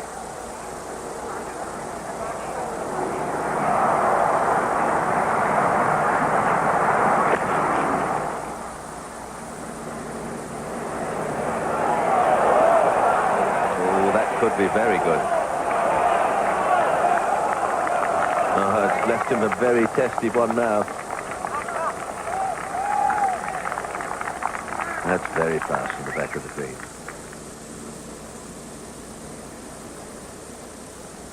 Out to Watson at the 11th. Tom's 180 yards. The wind sort of against, more against than anything. Probably a 5-iron. He's going to hit hard.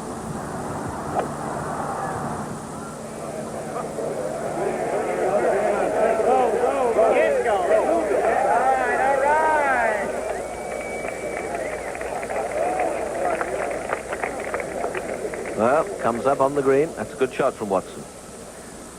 Sevy's third shot, 12th. Out to the trees from the loose sand and pine needles. And he's got it 14 or 15 feet away. Still might get a par. Larry Mize. 13th. Second shot.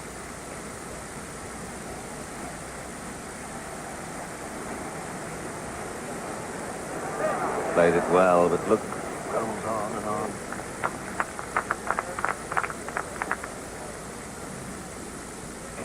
Nice. It's 1 over par. Still the best score, 284 at the moment of those players who've completed their rounds, although Nakajima and O'Grady, they get 3s on the final hole, and would come in at 283. Par here is 70. So 4-round total, 280. In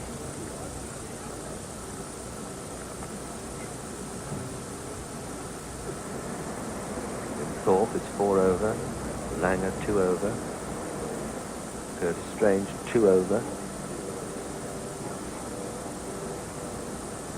Dale Douglas, the senior champion, 7 over. 5 over today, 7 over for the championship. Good playing indeed.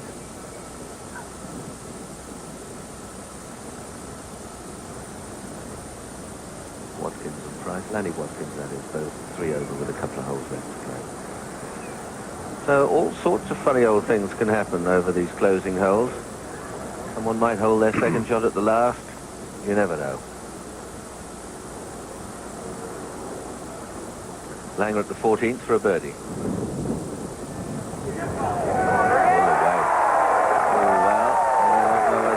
Pick up. He needs a couple more birdies, or some of the players ahead, 1 or 2 of the players ahead, to falter a bit.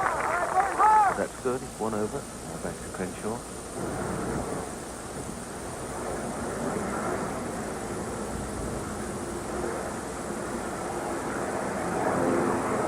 This for a 2. Oh, it was quick down there, but not as fast as that. Seve Ballesteros at the 12th. This is for a par. What a par it would be if this goes in.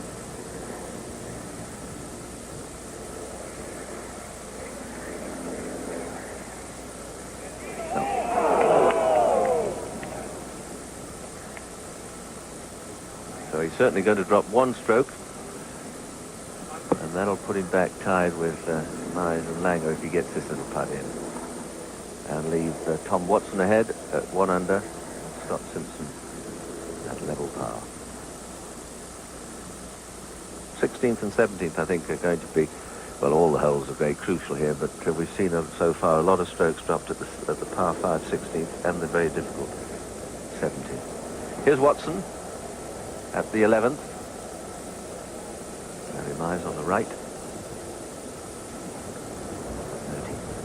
Mize putting for a par. Watson for a birdie.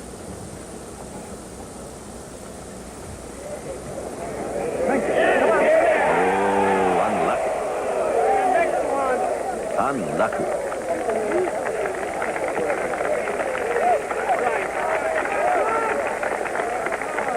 Beautiful strike.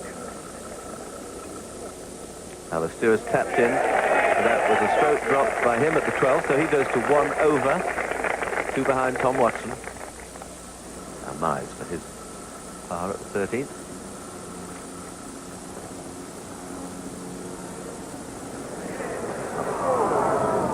So he drops a stroke. So everyone doing their best to help Tom along.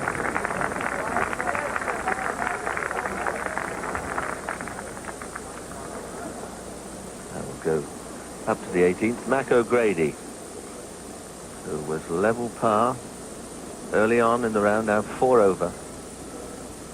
And he gets it. And, well, good finish by O'Grady. We'll be back for the last few holes here. Don't go far away. Manage. To handle or direct with skill. Rockwell International Management stimulates the work of its 120,000 employees, 1 in 6 a scientist or engineer. Their elegant solutions to customer needs make Rockwell a world leader. Rockwell International. Managing high technology for global markets.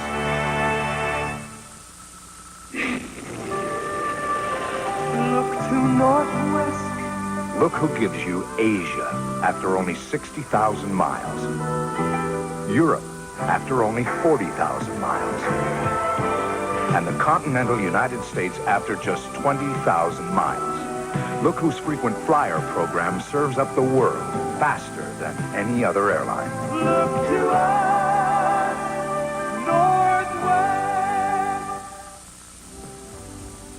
northwest. Ladies and gentlemen, Mr. Jack Nicklaus. Here's my definition of the spirit of golf. A game in which, apart from the shot making, each player behaves at all times in a manner that gives every other golfer an equal chance. You would probably expect such a code among people playing for fun and friendship. But the truth is that even with all the millions of dollars now at stake, this is exactly how the term professionals treat each other. And that is, of course, the biggest difference between golf and so many other sports. And one of the reasons I still love and enjoy the game so much, whether I'm playing in a championship or just a few holes in the evening with my family. The single word that best sums it up, of course, is sportsmanship. An attitude that says the manner of playing is as important as both the method and the result. People ask me if I'll ever quit playing golf. The answer, of course, is highly unlikely. The reason being that golf, unlike all other sports, is really a game for a lifetime. The preceding message was brought to you by the USGA. As we approach the closing holes, here is how they stand. Tom Watson by 1 over Scott Simpson, by 2 over Seve Ballesteros of Spain and Bernhard Langer of Germany, by 3 over Ben Crenshaw, of Texas, and Larry Mize, the Masters champion.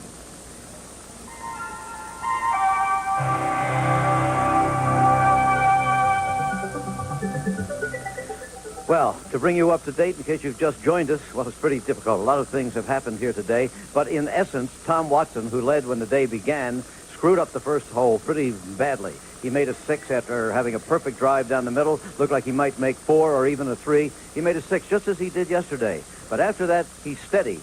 Now has started to putt the way he putted yesterday again and has re-seized the lead. Seve Ballesteros has been playing steadily, very steadily, and so has Scott Simpson, who just hangs in there. At one point, he had taken the lead by himself. Dropped back once again, steady. That's the way it is right now. A man who, a short time ago, completed his round today is Jack Nicklaus, our colleague at ABC Sports. And Jack, not too good again today at 77, but a good effort for that 5th U.S. Open Championship.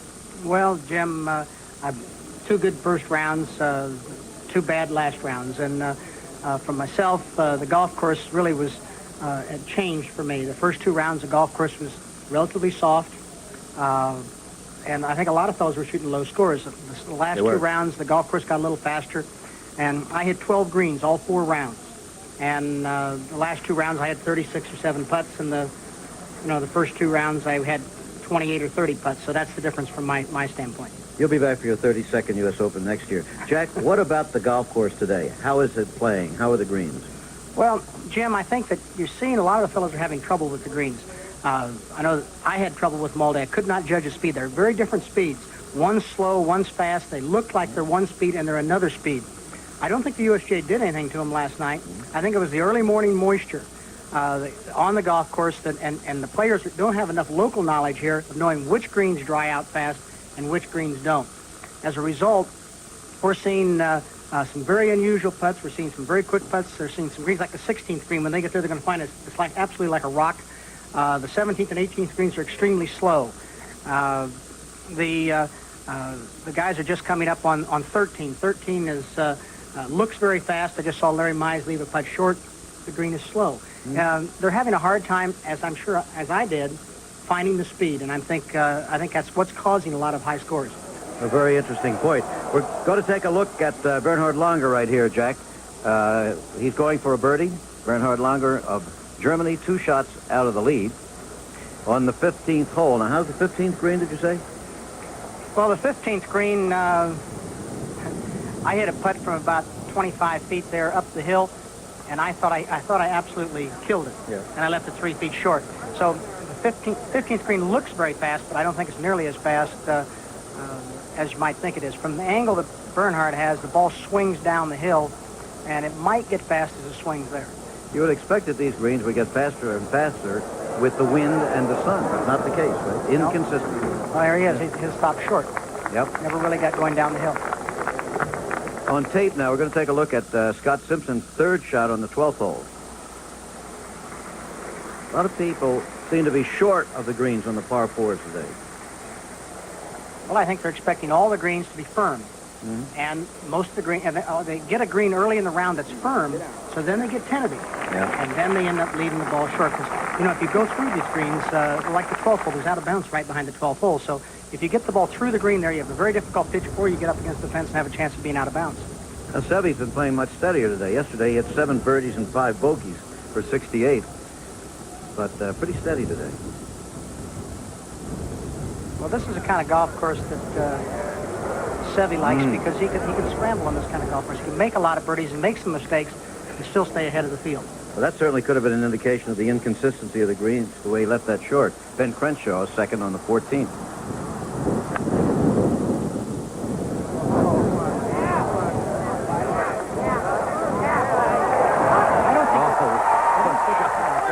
I don't think the inconsistency of the greens is caused by anything anybody's done, Jim. I understand. I think it's an old golf course, and you just have to, and people don't have enough local knowledge, or we don't have enough local knowledge. It's been 21 years since there's been a golf tournament here, of knowing what part of the golf course dries out and what part stays soft. And it's giving the guys fits.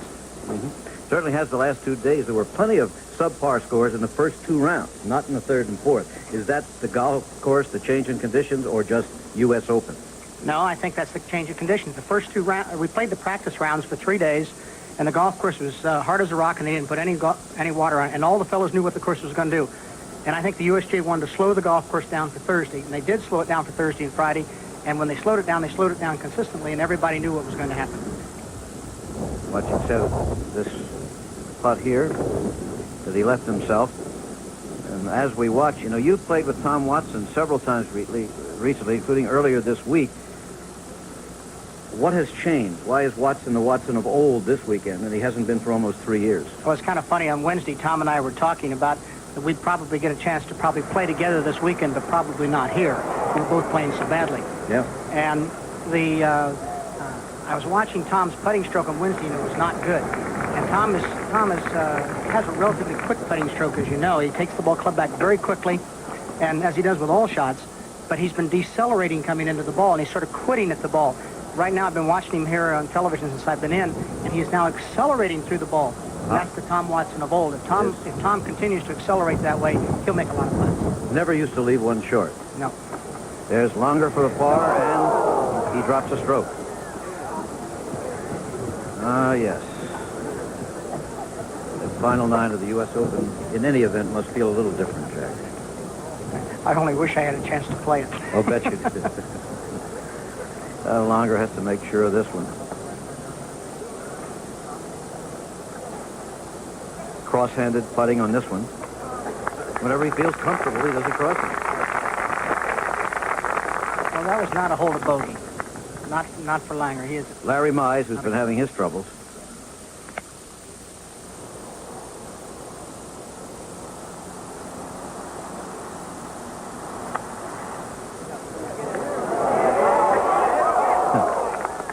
Every time he chips now, people expect it might go in the hole. Okay, on they go in the U.S. Open. We're at Olympic in San Francisco.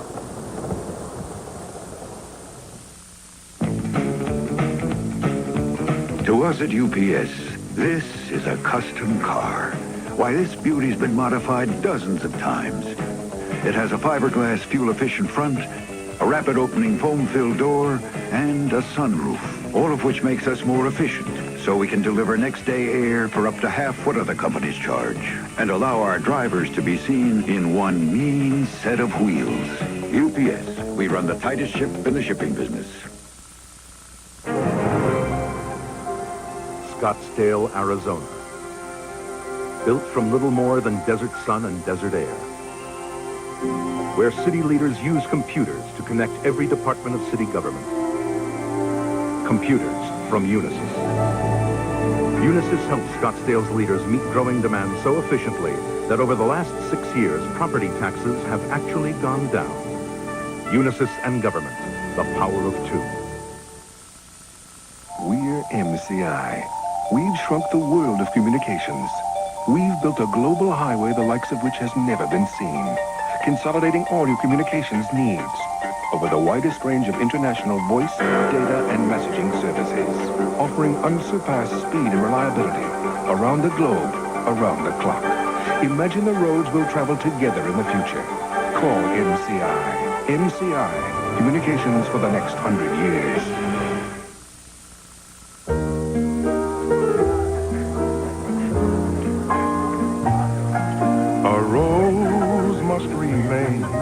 With the sun and the rain. Some people stay with a more common look, and some go for a distinctive style. To each his own. To each his own. To each his own. 1988 Lincoln Town Car. Tom Watson still leads by a single stroke in the U.S. Open over Scott Simpson. By 3 strokes now, however, over Ballesteros, Longer, Crenshaw, and Mize as we look down from the Goodyear Blimp Columbia out of Los Angeles. Pilot John Creighton up there from Orcas Island, Washington. Columbia equipped with Gyrocam 360, which is operated by Bill Sullivan, one of the very best cameramen who has ever plied this trade. Now Crenshaw for the birdie. Yeah, if he doesn't make this one, your chances are going. You got to put a little pressure on Tom. He's got to get himself back in the game. And so he did. Crenshaw moving to within a stroke of the lead. Tied with Scott Simpson, one behind Tom Watson. 2 shots from the lead. Sorry. From 2 to 1. Let's not move him up too quickly, shall we? This for 5 here. This for a bogey. For a bogey. Because he pitched it by the hole and he had to put ahead of Ben. Yep. So Mize dropping down. This to go to 3 over par and 4 out of the lead. A little late for that. The number of them that got close, and then Ballesteros makes 2 bogeys in a row, and Ben made 2 bogeys in a row, and now Mize has this one for a bogey. Meanwhile, sorry, but the leader has a problem at 12, Tom Watson. Rossi, what caused him to get over there? He played a beautiful shot right there. Yes. Coming down the hill toward Lake Merced, very quick, and he had to hit it hard enough to get it out of the rough. He didn't have a great lie, but he didn't have a real bad one either. If he'd had a bad one, then he'd have really had a hard shot. Okay. Mize made the bogey, by the way.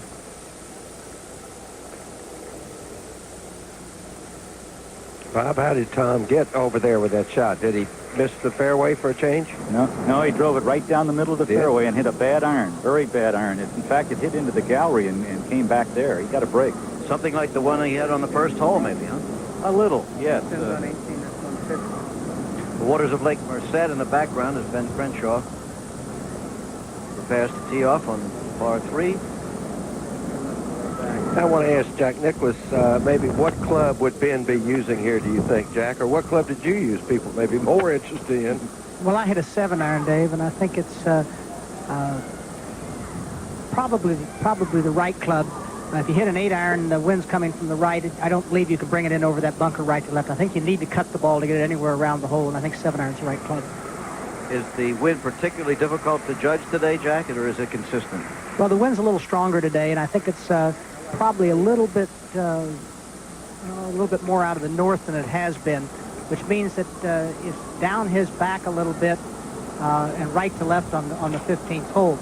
However, there's a funny little situation there that happens between the trees. The wind sort of swirls and sometimes will catch a little pocket there and come back at you on that hole. And seen several shots get knocked down there and end up short.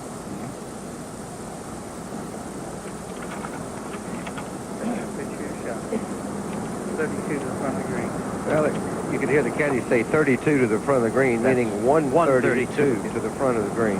149, I think, to the hole.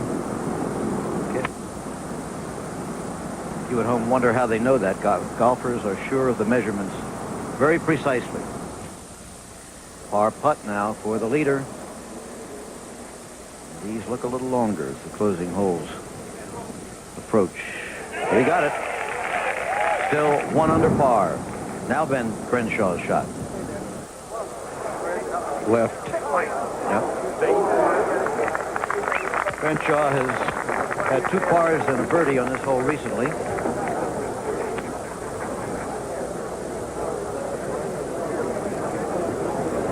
Judy, do you get a feeling of what the emotional state of these guys is in your group there? Well, I think the birdie on the last hole for Ben was really critical because after 2 bogeys in a row, he was just about to lose his momentum. And Larry certainly has to come back right away to have any chance. No question of that. 4 shots out. They seem to have their problems on the holes that I would have thought might have afforded them birdie opportunities. Well, that's what makes this a hard golf course and a hard game. Get up. Kicked off the hillside there. Well, good break or not so good break? I would say not so good, because if it kicked a little forward, a little closer. We have Lenny Clements, who is 3 over. 4 shots out of the lead. They're beginning to spread out a little bit now. It's Watson by that 1 over Scott Simpson, by 2 over Crenshaw. But then you get to 3 strokes over Longer and Ballesteros, 4 strokes over Strange and Jim Thorpe and Larry Mize and Clements and Clearwater. Well, with the exception of the 2 leaders, there's some backing up going on. Yep.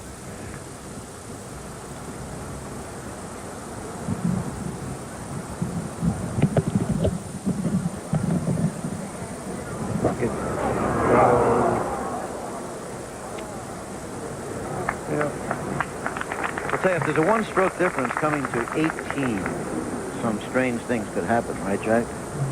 Well, that's what I thought early in the week. I felt like the 18th hole could be a hole where you could see a swing of 2 shots very easily. Yep. And that pin placement today is pretty tough. Tough to get it close. Simpson for a par.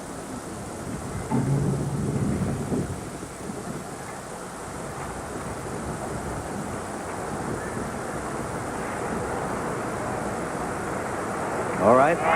Stays within a stroke. Scott Simpson has not shook all day today. That shows you how hard it is, though. Even the one that looks a little on television. He's a very steady player. It seems like both Simpson and Watson are probably obviously playing the most steady golf. They're both just par, par, par, par right along the way. That's right.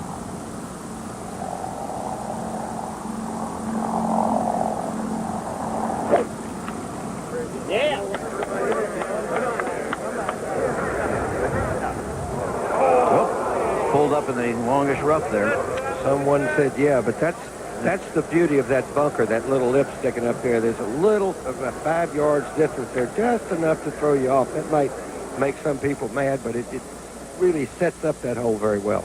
Ballesteros for a birdie to get back to within striking distance. Remember, he's 3 behind at the moment, but Watson with a problem. You can hear that wind.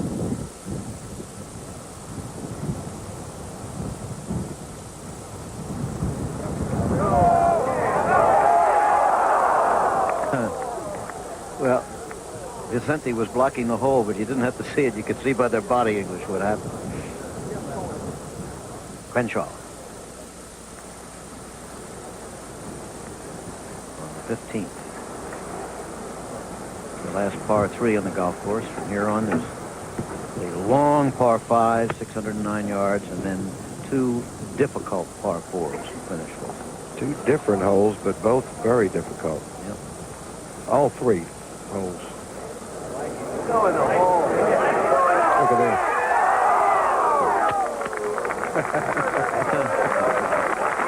Okay, a little bend, rolling along. But Watson is still the leader, but he's in trouble.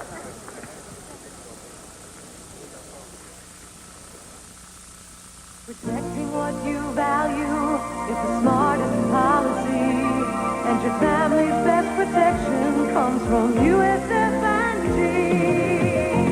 For generations of Americans, protecting home, auto, and life has meant USF&G Insurance. Just ask your independent agent. We got you covered, America, covered from day to day. USF&G covers the USA. Entrepreneur, one who assumes the risks of business. Rockwell International managers have the entrepreneurial freedom to move through the maze of business challenges.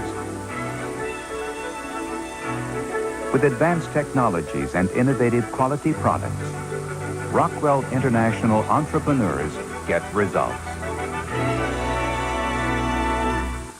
John Hausman for the investment firm of Smith Barney. Some investments are backed by the full faith and credit of the United States government. Their risk is infinitesimal. Other investments are backed by faith alone. Their risk is great. At Smith Barney, every investment idea is backed by research. The only risk you take is a risk worth taking. Smith Barney. They make money the old-fashioned way. They earn it. What's it like to hit the Pinnacle 384?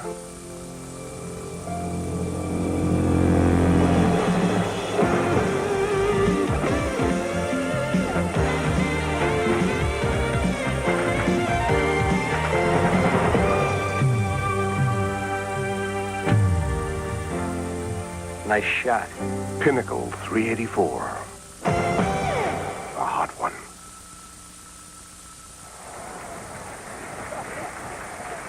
Welcome back to the final round of the United States Open Golf Championship. Bernard Langer at the 16th, the 609-yard par 5.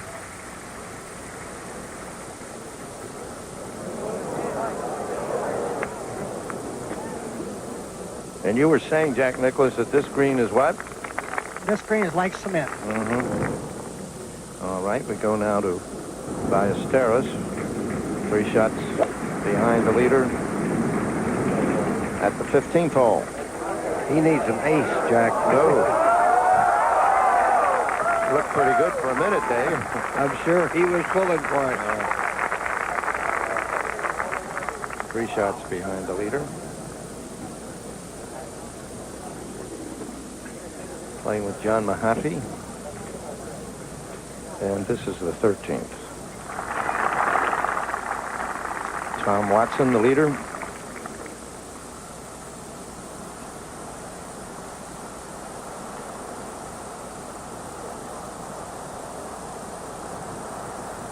One-shot lead over Scott Simpson, and Scott just won't be shaken away. Jack, so much of what he can try to do here is dictated by his line. That's very firm there, Jack Nicklaus just told me. So this looks like an excellent golf shot. Well, that does separate the men from the boys, that one, doesn't it? I think that's where your nerves are tested as much as anywhere. I mean, you can talk about driving or putting or anything, but when you have a little delicate shot out of that tall, what we refer to as U.S. Open rough, play a shot like that, you're pretty much in control.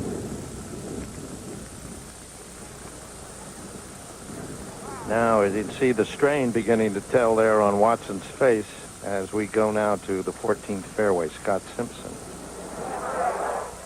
This is on videotape.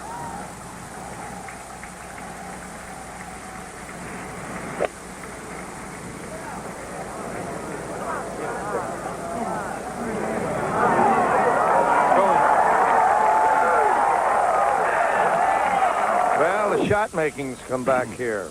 Ed Snead, that was something, wasn't it? Jack, he really played a great shot. He had about 160 yards, 162 yards, and he hit a 7-iron right by the hole. All right, we're up at 16, obviously, with longer for par to keep in touch. He remains 2 shots behind as he goes to the dreaded 17th hole.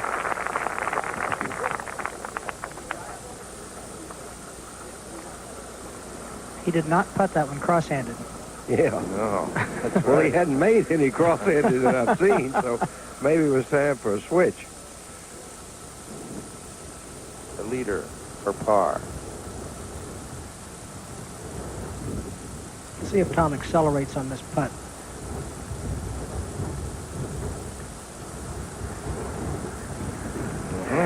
Excellent.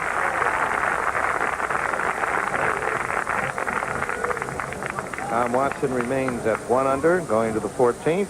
And we'd remind you that ABC's Monday Night Baseball has Montreal against St. Louis or Kansas City against Oakland. Check your local listings. Live at 8 o'clock Eastern Time, and an hour after the game, we'll have Al Troutwig on with Monday Night Sports Night, talking about a myriad of things. So we hope you'll join us all Monday night on ABC Sports. As we look south here on this absolutely stunning afternoon in the state of California. Back over here to the Olympic Club along Skyline Highway there. Lake Merced. And somewhere down there is the next United States Open champion.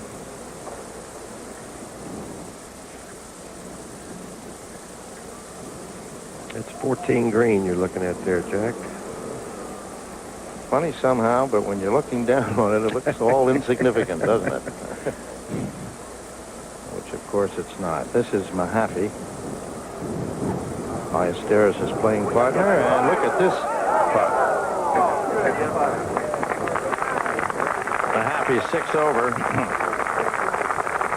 Starting the day at only 1 over, so 14th tee in the leader.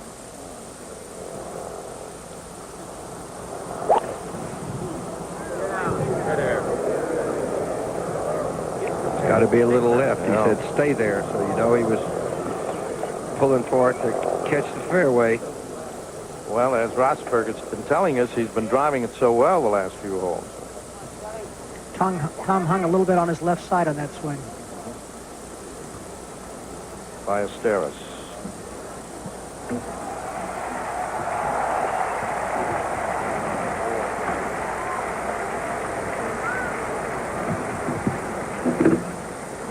But Jack, you have to think if Ballesteros doesn't make this one, Tom keeps playing well, that this is one that Seve has to make to give himself a chance.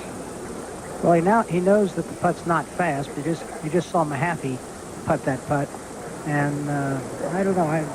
Knowing Seve, I would expect him to give this a pretty good run. And don't you think it's because of the shade? Maybe kept a little more moisture in that part of the green? It could, and it also goes right uphill, right at the hole there. It swings up. You can't see it on the camera, but it does swing up. So he can get a pretty good run at it and feel very free.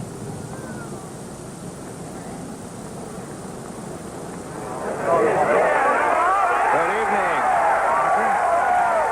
He's made a lot of birdies.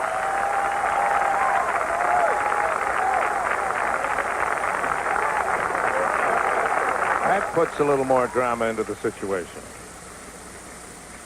Simpson. Yes. And the plot thickens even more. Co-leaders, Watson and Simpson. Jack, what I liked about Simpson's shot into that green was his rhythm that he played. It's the same rhythm as if he were out playing a practice round. He's a very beautiful player with a great rhythm, a lot slower than Watson. Simpson is very consistent. He looks like he's almost standing still when he almost from a dead still position he starts. But he does the same thing every time. He's been a good solid player, and I've never really seen Scott shoot himself out of contention. Somebody might beat him, but I haven't seen him shoot himself out too often. Well, that's a perfect kind of player for this situation, isn't it? Just the right kind. Larry Mize. And Scott Simpson now 1 under, co-leader with Watson. Crenshaw and Ballesteros 2 shots behind. And Langer another shot behind that.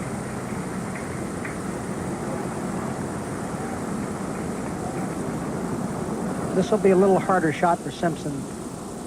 Scott's basically a right to left player. And I think he'll play this ball pretty much into the middle of the green. Which doesn't leave you a very long putt anyhow. No, the middle of the green is the place to hit it on this hole. You try to hit it at the hole, I think too many bad things can happen. Seve's ball was hit at the hole, but ended up in the middle of the green, which was just perfect. Jack, you know, you pointed out that Scott Simpson is a very, very steady player. Scott is a type of player that doesn't put a lot of spin on the ball, and consequently, when he hits some shots a little bit offline, they don't go too far offline, as opposed to a player that hits the ball very hard and with a lot of spin. That is correct. He is very, very simple through the ball. There he is, right in the middle of the green. He doesn't lash at the ball at all, which results in not much spin.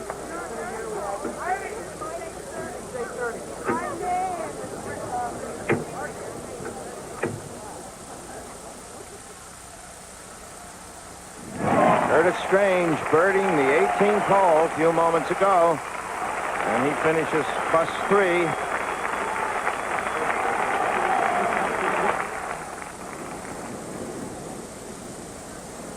And they're awaiting the leaders now at the 18th.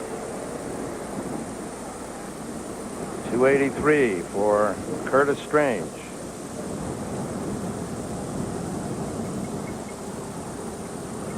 Lenny Clements. Stay there. Well, stay there or get down. Right up close to Scott Simpson. Now we have Crenshaw. Jackie has no chance to put the ball on the green. He's just going to play out, try to make a 5 another way. Well, that's what he did in the first round, Judy. Now we're with the leader, Rosberg. 140 yards with a pitching wedge.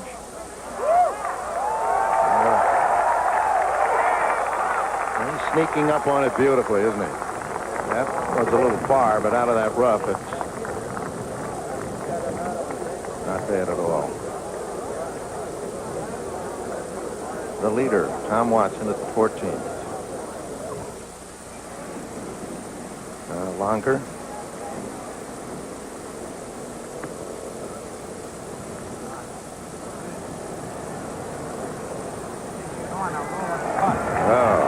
Good shot by Bernard Longer a few moments ago. That was on videotape. So, situation now, Tom Watson and Scott Simpson, co-leaders at 1 under, and we'll be back with more and from San Francisco in just a moment.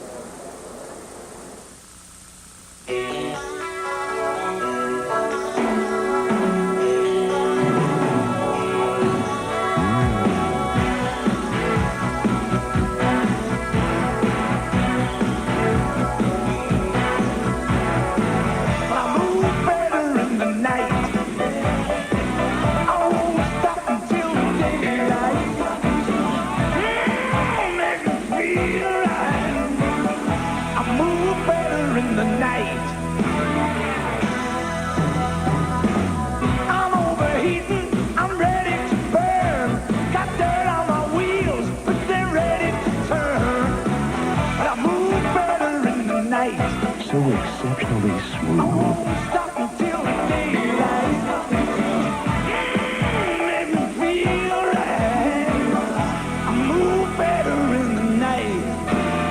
The night belongs to Michelob. Mistreating the mentally ill is a national disgrace. An explicit report Friday. Practice, patience, perseverance. It takes all of these to be the best. And it takes all of these and much more to produce the kind of golf equipment that rewards your best efforts. My name is Kurt Young of Custom Golf. I'd like to invite you to visit our huge showroom and factory here in Austin. In 20 years, we've grown from the basement of a home to a $10 million a year business with nearly 150 employees. We carry everything for golf, and we're especially proud of our golf clubs. It takes 28 different steps to shape, grind, and polish the clubs that carry the Golfsmith trademark. 28 steps of quality. And with our direct factory prices, you get the best clubs for your dollar. Over 4,000 golf pros around the country use our products, along with thousands of golfers just like you and me. Call us for a catalog, or come see us and tour our factory on North IH-35. Over 20 years of golf club making, quality products, and factory direct prices. Custom Golf Clubs Incorporated and the Golfsmith trademark mean the finest in golf. 24 Action News Update, giving you more every day. San Diego, California's 37-year-old Scott Simpson and Tom Watson at the age of 37 from Missouri, leading the U.S. Open with only a handful of holes to play. Watson negotiating the 14th, Scott Simpson on the 15th. On videotape, this is Scott Simpson putting to take the lead. In a fabulous approach shot here.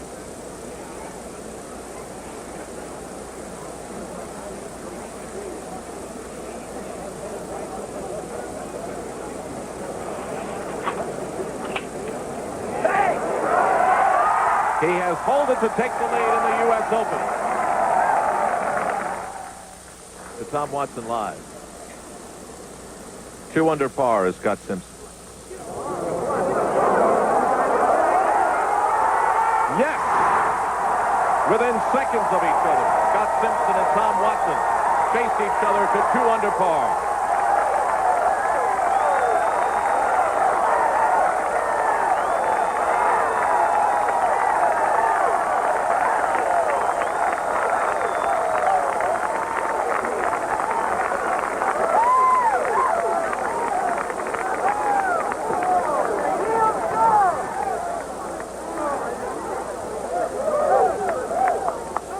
We've been waiting all day for moments like those, and they came so close together in time we couldn't show you them separately. Meanwhile, on 17, Bernhard Langer, you know he heard those cheers at 2 over par. This putt will almost come back to him. It breaks so much. Is it? Yeah, he's putting, not putting cross-handed. Now, Jack, I have a thought for you. The greens here so fast. As we go to Ben Crenshaw, I'll resume with that thought in a moment. You remember Ben Crenshaw had a punch out onto the fairway. This on tape. His 4th shot. Remember, Jack said this hole is very firm, the green is. Like cement. I mean, you're just coming downwind, hit on that green. Now this one will not break to the right. If you play it to the left of the hole, it won't break. No, he didn't play it to break right. That's his 5th shot. That was also on tape. Played it very well. And that may have just killed it all for Ben Crenshaw. Well, Al, unless something funny happens, it's got to be between Simpson and Watson now, you think. They're the 2 out in front by a little comfortable lead. Larry Mize on the 16th hole at 3 over par. This is for a birdie. Won't move.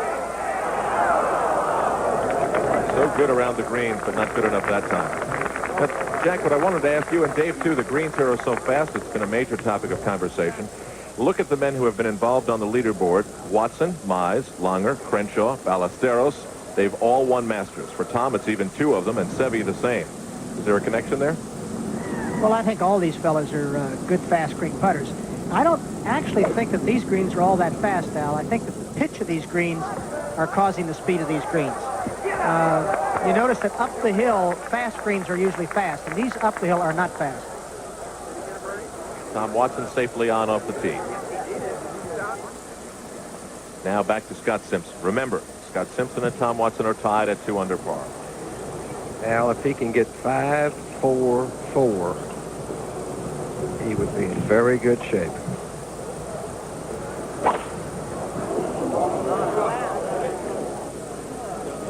This, remember, is the long par 5, 609 yards. Ed Snead, what happened? Al, he's going to be all right. He did push it out into the right rough, about 10 yards into the rough, but he's he looks to be in a pretty good position. His ball sitting cleanly. Ben Crenshaw, remember his problems around the green on the shots we showed you moments ago. He made his bogey and will fall to 2 over. I think the 16th hole is going to be the real critical hole here. It was a critical hole in 66 with Palmer. And I think it's such a difficult par 5. It's as difficult par 5 as we have. If either one of these two fellas can par this hole, I think that'll just put them right in the driver's seat. 16th is where... I don't think a birdie is on. No. Especially where the pin is and the green being so firm. Seve doesn't have much of a chance to stop this one at all. It's his third shot. 16th is where Arnie snap hooked it into the woods off the tee in 66.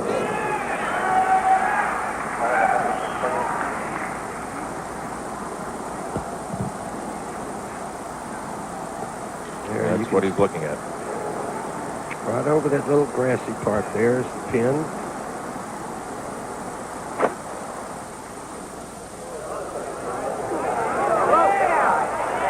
Hold it. No, Jack, you were right.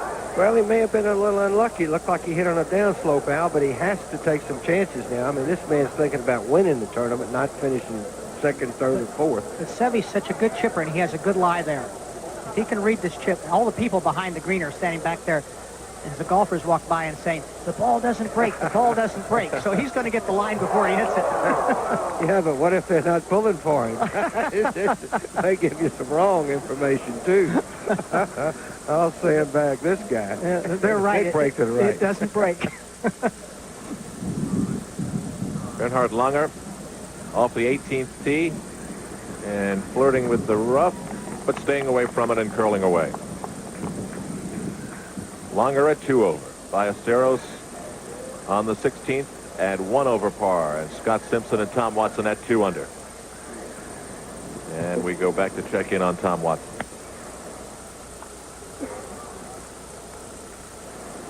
'15th green. This is a par 3. Jack, I don't know about you, but I always kind of hated to putt from the sunlight into the shade or vice versa. I think it's awfully difficult to read a green doing that. I mean, if you putt with shadows over your head or your ball, or even your body across the ball, I think it's very difficult. And putting from the sunlight into the shade is much more difficult than putting from the shade into the sunlight. Tom Watson's putting to take the lead in the U.S. Open, and that guy doesn't even know it.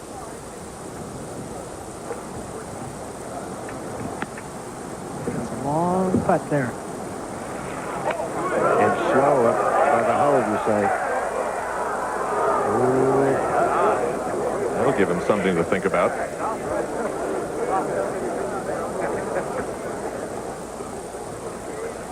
If you're going to leave yourself a putt, though, that was the putt to leave yourself.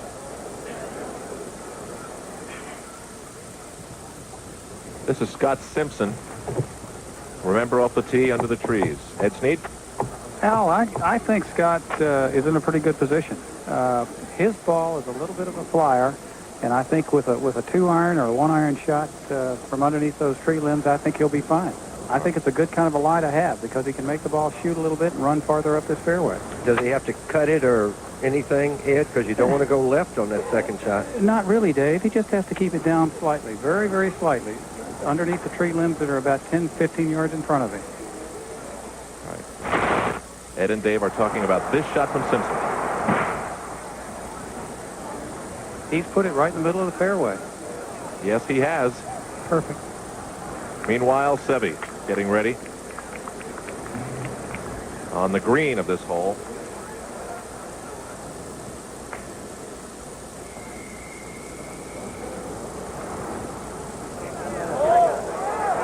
That's left. That's like magic. They must not have told him. I told you. They pull it for the 2 California boys.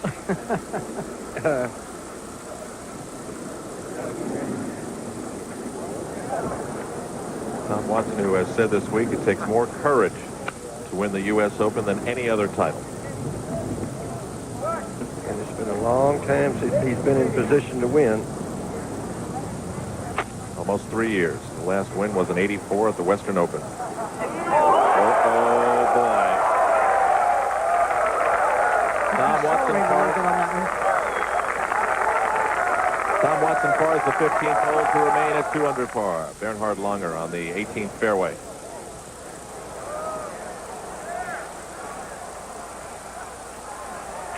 And a standing room only gallery has been waiting for him all day long. Only 4 twosomes remain on the course.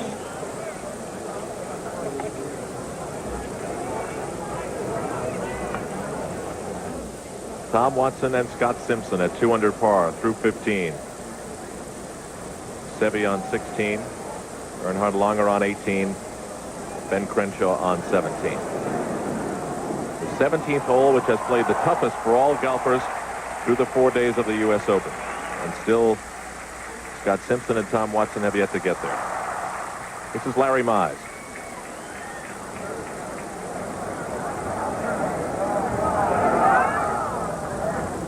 Pulls up short. 16th tee, Tom Watson. The big par 5. Perfect. Absolutely perfect drive.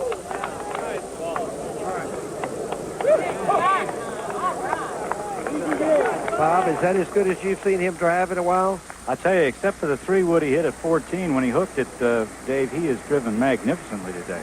I think that's more cause of why he hasn't won, not his putting or anything. He's put so much pressure on his putting by bad driving.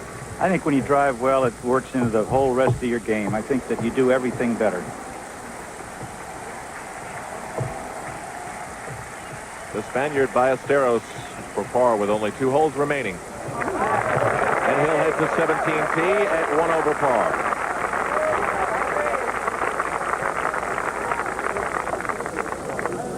Some dramatic holes to come. No doubt.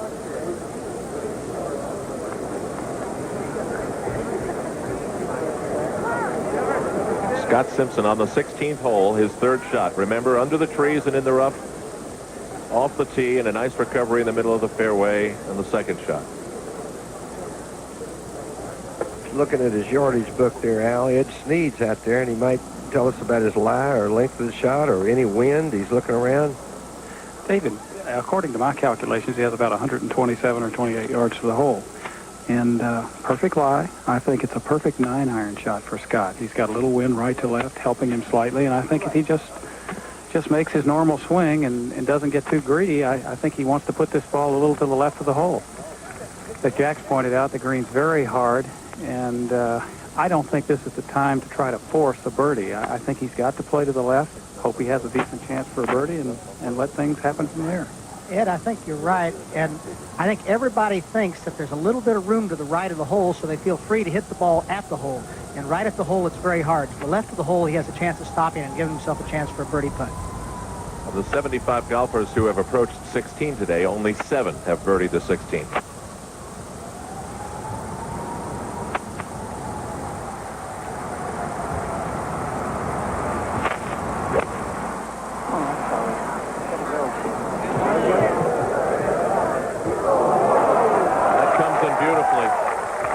Right on target again. I would never thought of playing it that way. He doesn't know how close he came to disaster there. Big smiles from the quiet man from San Diego, Scott Simpson. He knows what happened to it. On the 17th tee now, Seve Ballesteros begins the difficult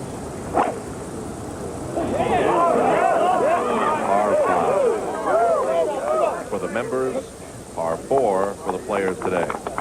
Watch this. This is not, hold on, Seve. The big slope, needless to say, from left to right there. And I've seen players all week long hit wonderful drives in the left third of the fairway and wind up either just short of or just in the rough there. Well, think of the players who have challenged this hole today. I mentioned the number of birdies on 16, Dave and Jack. Only 2 birdies on 17 today. I'm not surprised. This is probably the key shot of the golf tournament, I think, for Watson. Put the ball into the fairway in play right now. You put the ball in the rough on this hole, it's very difficult to make 5. Seen a lot keep of it in the fairway, you can make 4. A lot of 6s here, Jack, especially if a guy gets left or drives left to begin with. But this is the narrowest fairway for the second shot of any hole on the golf course. That's why you see so many guys going with an iron, or 2 iron, 3 iron. Perfect. Yep. There's this little yardage mark there. Scott Simpson and Tom Watson leading the U.S. Open and looking very good doing it.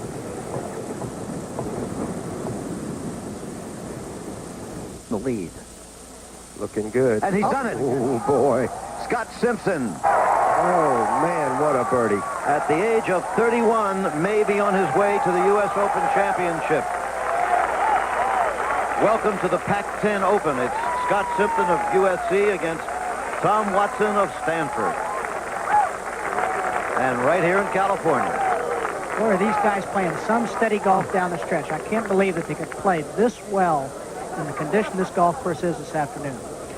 With me on the tower, Jack Nicklaus, whom you just heard, and Dave Marr, both members of our ABC golf staff now, fortunately for us. Tom Watson out on the fairway, watching that. He saw it happen. He knows. Yep. But he's smart enough to know, too, don't you think, Jack, that, you know, Scott's still got 17 and 18 to play. You don't take any unnecessary chances. You want to give yourself a good chance for a birdie, but that's not panic time. A person with less experience than Tom Watson, though, might panic. Tom will have the patience to just say, okay, I've got to play my game. He knows he's now behind, and you can tell on his face what he's doing. I know what's running through his mind. He's saying, okay, Tom, just be patient. Your turn's going to come. He's going to have 2 holes to play. Just put your mind on what you're doing and do it. Does either of these 2 golfers have an advantage on those particular 2 holes in your mind, Jack? 17 and 18. Oh, I think both of them are long. Both of them will hit the ball right to left off the tee, which will hold the ball into the fairway or have a better chance of holding it into the fairway at 17. It's going to be about the same on 18. I don't think there's any real advantage for either one of them, except for Watson has more experience and has won. Seve Ballesteros on 17. This normally plays, remember, as a par 5 for the members. They shorten it a little bit, made it a par 4 here, but it's still very difficult to reach. And even when you've reached it, yes, you still got some problems. The green, of course, designed for a par 5 hole, not for a par 4. But now, Tom Watson ready. It's from 100 yards, Jim. Okay, Rossi. Is it wind still right to left, Bob? Not much wind now. Okay.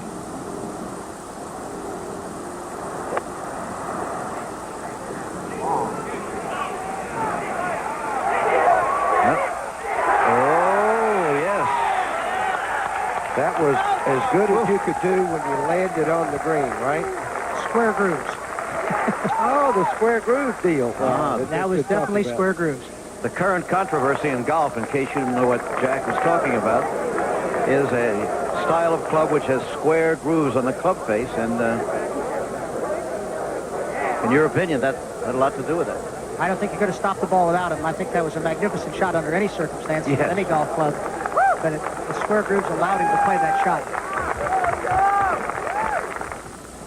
Now Simpson on the 17th tee, 428 yards. Remember, it tilts from left to right. So if it was a pinball machine, it would register tilt. Well, the way he's leaning, that may be a little bit to the right. He's played a nice draw, David, into the right center of the fairway. It looks like it might run to the rough. Well, we've seen that. That looks like a replay of 100th time. Yep. Right at the 250 mark, I believe. It's written in the grass there. We're going to have a message now from the United States Golf Association, which, of course, runs this championship. Ladies and gentlemen, Mr. Arnold Palmer. Replacing divots, fixing ball marks, and raking bunkers are 3 things you can do to keep a course in shape for the next player. Now here's a way to keep golf in great shape for all players. Become a USGA associate. The USGA is dedicated to keeping the game the way we love it. That's why I volunteer my time as national chairman. The USGA tests balls and equipment to keep the emphasis on skill and keep gimmicks out of the game. We also conduct research on drought-resistant grasses that will benefit all of us. But to do this and more, we need your support. So become a USGA associate and keep our game in great shape. Join now. For $25, you'll receive benefits including a year of Golf Journal and the Rules of Golf. Call 1-800-345-USGA. Back again, and there it is. Scott Simpson by 1 stroke over Tom Watson. We're nearing the end. Now, this was the putt of Scott Simpson on the 14th hole.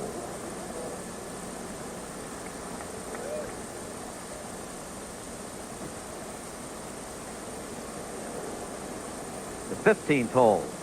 On tape, we can't tell. Let's forget the word. And Scott Simpson, by the way, birdied that hole all 4 rounds. Within seconds, this was Watson, 1 hole behind him, with his birdie putt. So at that point, they remained tied for the lead. Since then, however, now we're still at 16 on tape. This is the one that put Scott Simpson into the lead all by himself, and that's where he is now.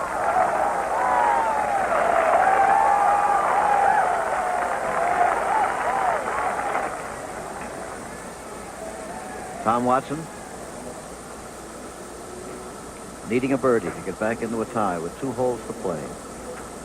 Scott Simpson on 17, looking it over. Now Simpson on 17 had a bogey the first day. He's parred it the last 2 days. Ballesteros now at 1 over par, 4 shots out of the lead. On that same hole where Simpson is waiting.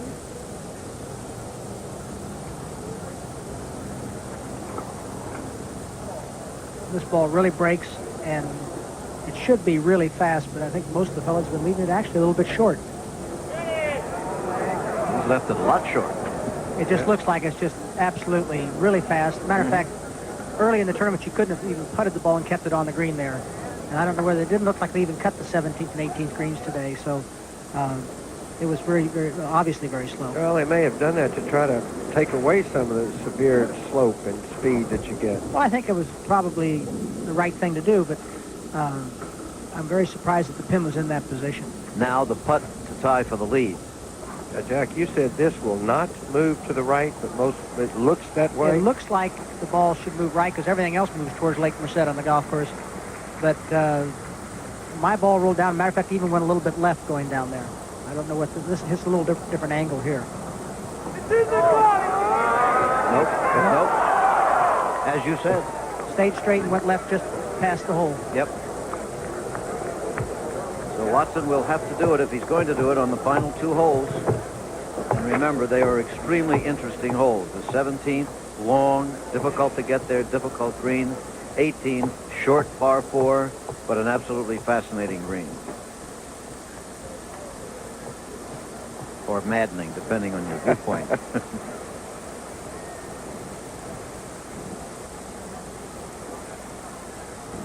There's the par for Tom. Ballesteros, bogey 17, by the way, to drop another stroke off the lead. Simpson trying to test the wind, which seems to be down a good deal now. Well, it'd be very hard to feel the wind. He's well below the surface of the green there. It's neat. Is there wind out there or not? Well, Jim, there's wind. You don't feel it down here, but you can tell when you look at the blimp in the top of the trees. It is blowing quite briskly, but the golf course is protected. Which way? It should be into the player's face here at 18. Left to right, into the player's face at 17 and 18. Oh, there it is. It's right in your face at 17. 17 is almost 2 clubs more than the yardage says. And what would you venture to say, Ed, that he might be trying to hit at 17 for a second shot? Scott has about 186 yards, and it's going to be in between a 3 and a 4 iron going up that hill. I think he needs a 3 to get to the green. I think you're right. Well, he's debating it right now. Well, no, he's got his club. Maybe his biggest golf decision ever. He's got a 4. His caddy has informed me that he's got a 4. The only reason you'd want to play 4 is to stay underneath the hole, and it's probably a pretty good decision. By the hole is a very, very difficult place to make par. He is in the rough, and if the ball jumps a little bit, that's got to be the right play.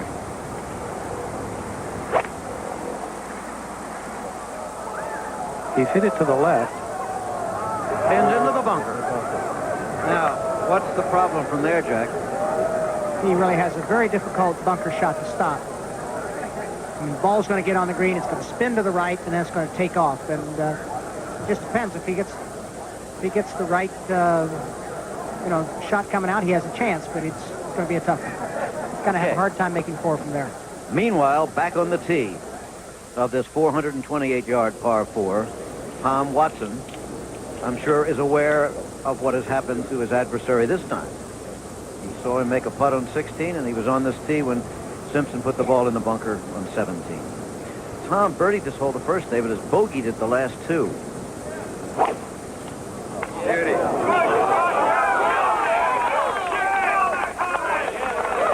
Now let's see how far down this is going to come. There it is again. Almost impossible to hold the fairway, although he's done it. He's done it. Yeah, he was well up on the left. Like perfect tee shot. Yep. The slow motion, Dave, would you like that? You want to do this, Jack? Let's do your slow motion analysis here of Tom Watson's swing. Okay.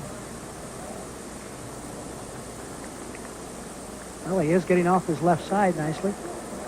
Got a nice extension back. Head's done nice position. Got a big full turn. I've noticed Tom's made better turn this week than he's been making. You notice he started to lean to the left side very quickly, and it keeps him to the inside, but his head's remained back. And his head's remained back through the hitting area. Tom is about as good a position I've seen him in a long time. And that's why he's where he is right now, just 1 stroke out of the lead in the U.S. Open. Yeah, he's playing with so much confidence. That's terrific. It's great to see a guy come back and play with that kind of confidence. Yeah. From the Goodyear Blimp, the 17th hole, as the gallery all now is gathered around 17 and 18. Attendance limited to 25,000. And all the tickets were sold before they were actually printed. That was last summer. There's the Goodyear Blimp, Columbia, having a pleasant afternoon out there, I should think. Billy Sullivan on camera. Well, here they are. Mano a mano.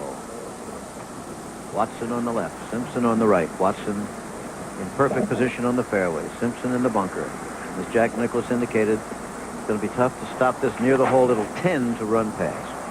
And it will spin to the right. Spin to the right, which will help it down the slope. Yeah.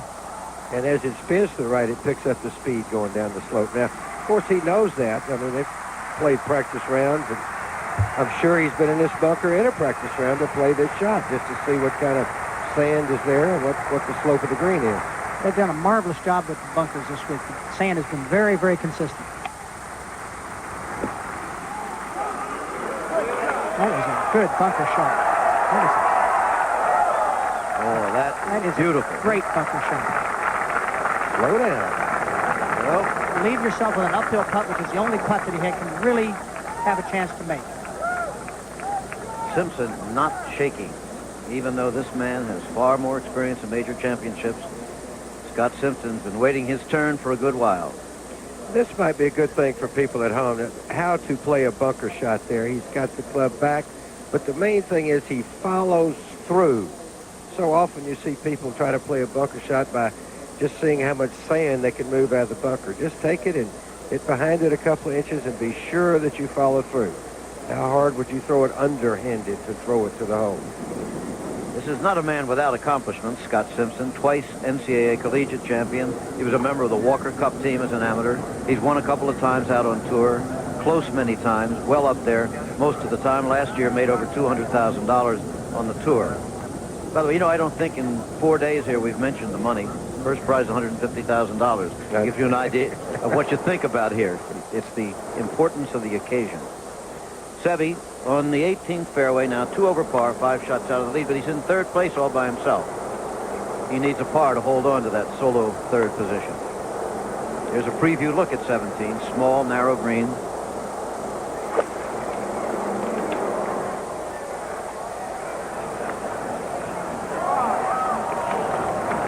And we'll get into the things that putts can do where that flagstick is today. You saw where that ball landed?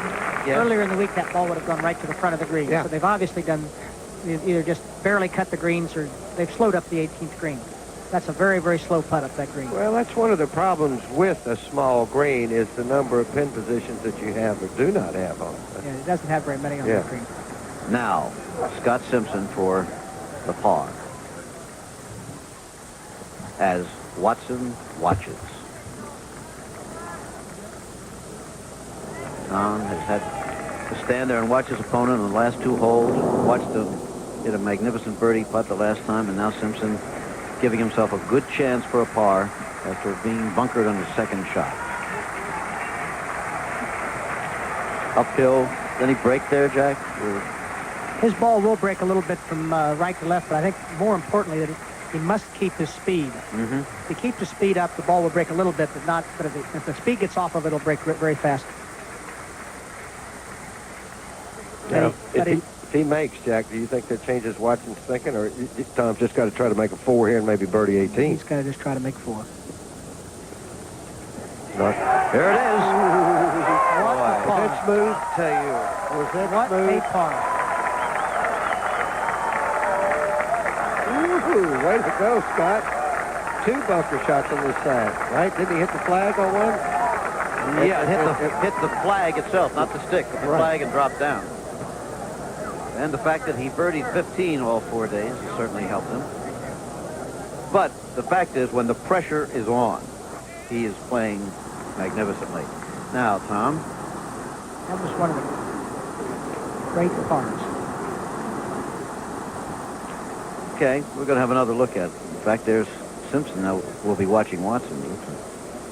No, he can't.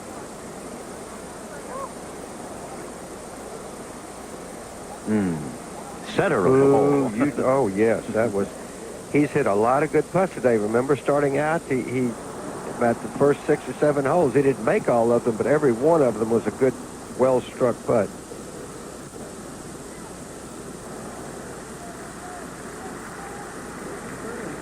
He's waiting for his playing partner to finish up. Okay, Seve can't really improve his position with this putt, but the crowd gathered around here would like very much to see the man from Spain finish up well. And let's see what this putt does.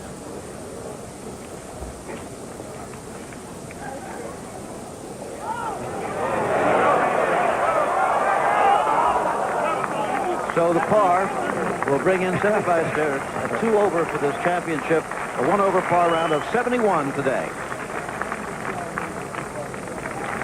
After previous rounds of 68, 75 on Friday, and 68 yesterday.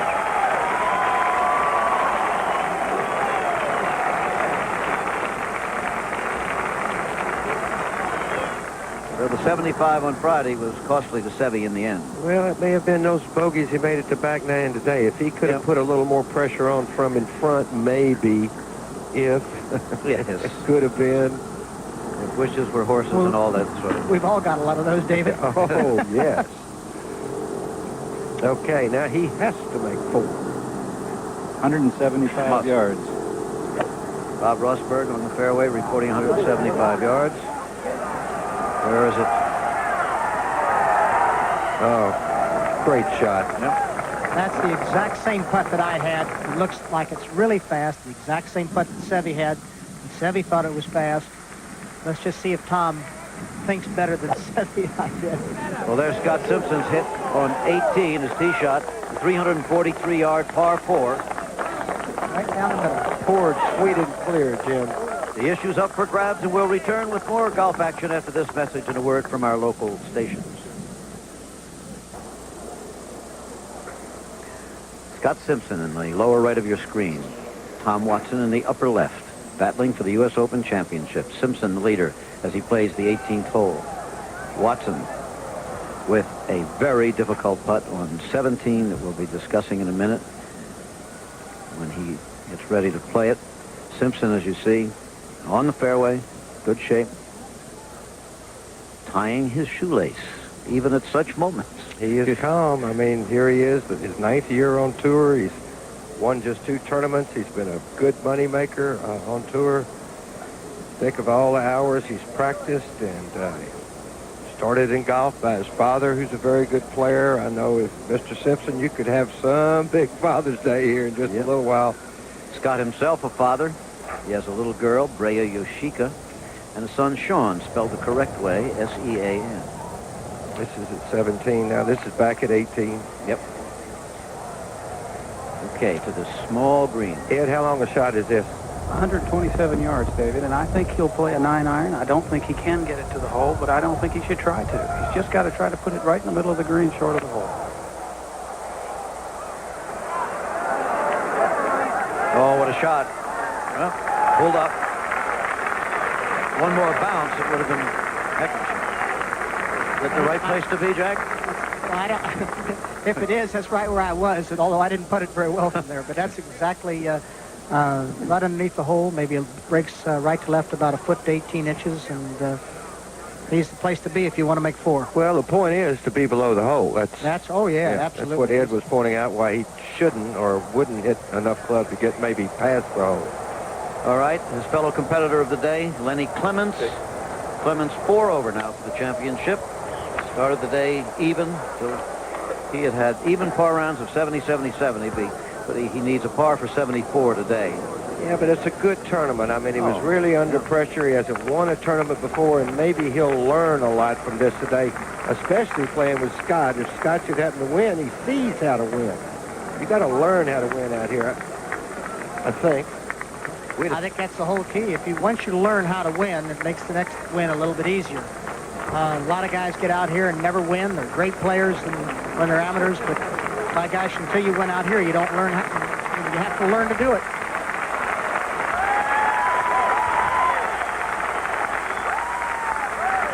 Watson getting ready, but Scott Simpson, this is what it feels like when you may be on the verge of winning the Open.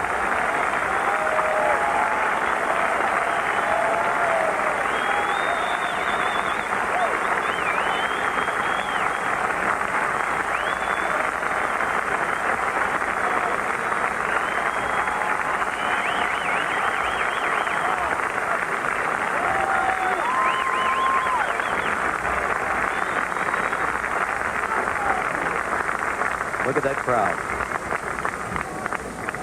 We had a telegram asking us to say hello to Johnny Farrell, the oldest living U.S. Open champion on Father's Day.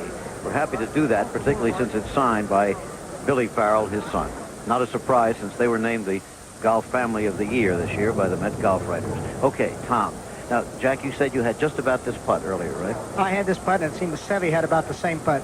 If Tom Watson can read this putt, then my hat is totally off to him, because this is one putt that does not read the way you think it, the way it appears. Well, how does it look and how is it? Okay, well, the putt is not nearly as fast as it looks, and it breaks more than it looks.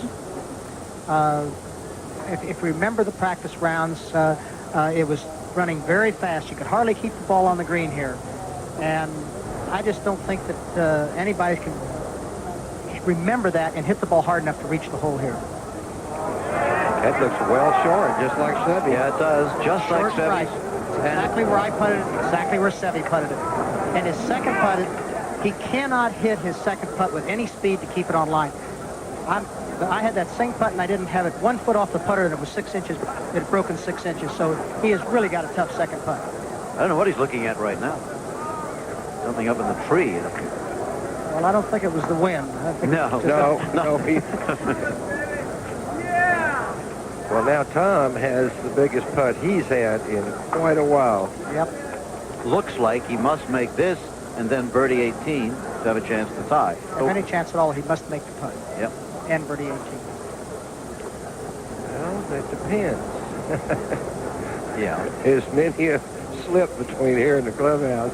Yeah. Particularly at Olympic, where lightning has struck in the 2 previous Opens. And the amateur. Don't forget. We keep leaving out that Nathaniel Crosby won extra holes here to win the amateur championship. Let's see if Tom accelerates through this putt enough to keep it on line.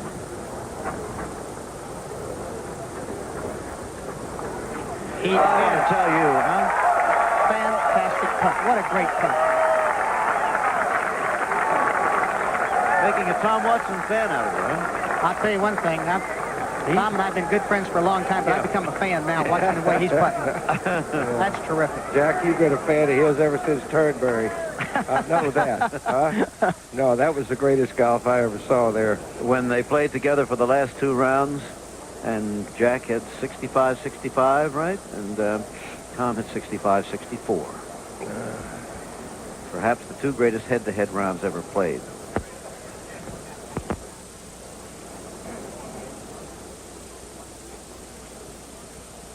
So Watson has kept his chances alive. Simpson now to get down in 2. If he put this in the hole, it would just about. Very, very slow. But you can't afford to be too aggressive. No, he's got to leave it. He's got to leave it underneath the hole. I don't think he can afford to try and make it. All right, well done. Right where you wanted it. Unless you made it, obviously. I mean, people give you all that jazz, but believe me, that's where you'd want it. Played it the smart way. He makes 4, puts the pressure on Watson. Jack, you're beginning to find it can be kind of exciting up here, too? I'm enjoying it up here. I think I'm having more fun here. I've never gotten into golf tournaments before in my life. You never miss a shot up here, Jack. No, I mean, it's you really just don't. wonderful. You never make any bogeys sitting up here. I forgot all about my own golf game up here. I'm excited watching these guys play. I might get interested in playing again. What you'll see up here, Jack, is the guys really do wonderful things. And, of course, you've done a bunch of them. But just like you said about that putt that Watson made, I mean, he may not have made a putt that big in his whole career, in a sense. What a great stroke at that point. And then he misses that putt. He hit that ball with such speed that if he missed that putt, it was going off the green. And the ball, it may not have gone off here, but it had at least gone 6-8 feet by the hole. There's no question about it. Comes down to this now. Tom Watson on the 18th tee must make a birdie to tie and force a playoff at 18 holes tomorrow. Both times the Open's been held in this course before, there have been playoffs. In both of them, lesser-known players beat very, very famous players. Jack Fleck out of Davenport, Iowa, the driving range pro, defeating Ben Hogan after it looked like Hogan had won. And Billy Casper beating Arnold Palmer in a playoff after Palmer lost a 7-shot lead on the last 9. And now the lesser-known Scott Simpson leading the famous Tom Watson. I think he is waiting for him to putt out. Yeah. Scott only has a short putt, but that green is very bumpy right there. Don't often see that, a man way back on the tee of a par 4 hole waiting to watch the man in the green putt out. All right. Okay. Put it right in. So Scott Simpson, 277. Yep. Rounds of 71, 68, 70, and today, 68. 277 on this golf course. It looked like for a while 280 was going to be a score. But once again, there's only 2 men under par here. And that's what happened last time in 66 when Arnold and Billy tied. Right.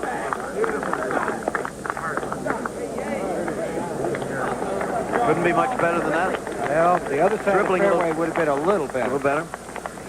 Okay, we're going to take a quick break here, but you won't miss a thing. It's the U.S. Open, and it isn't quite over. Back for the final strokes of the U.S. Open. This is Jim McKay, and I'm sitting with the 2 men who finished 3rd and 4th the last time this championship was played here 21 years ago. They played together on that last day. There's Jack Nicklaus and Dave Marr. And here you are, gentlemen, again. And again, it's coming down to the last stroke.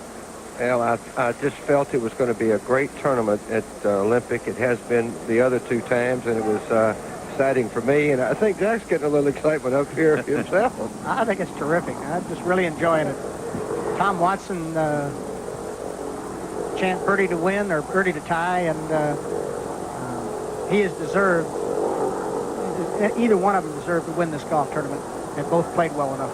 Young Keith Clearwater, who shot 64 yesterday, is 8 over on today's round. Par for 78. Is that what you call a learning experience? Well, that's too bad, because yes, it sure it is a learning experience. Yeah.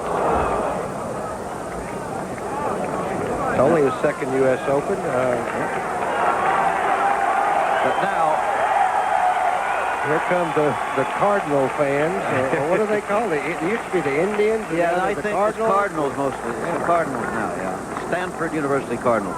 As we said, it's the Pac-10 Open with Stanford against USC. USC is in. Has posted their score, Scott Simpson. And now, Watson. Bob, That shot of 105 yards, Dave. Perfect angle. Must make a birdie. Did it get up? Yes, it get it up? did. Oh, No, but it went back. No, I Up meant and all back. the way to the hole. Because he had to take, if that was his time, he would have to do the opposite that Simpson did. He'd have to gamble on getting back, even if it went past the hole. So it will take miracle time for Tom Watson, but I think we should stay around for that. I've been part of a couple of those. That's right. Remember you signed your card at Pebble. And at Turnberry. That's right. Yeah. Now listen.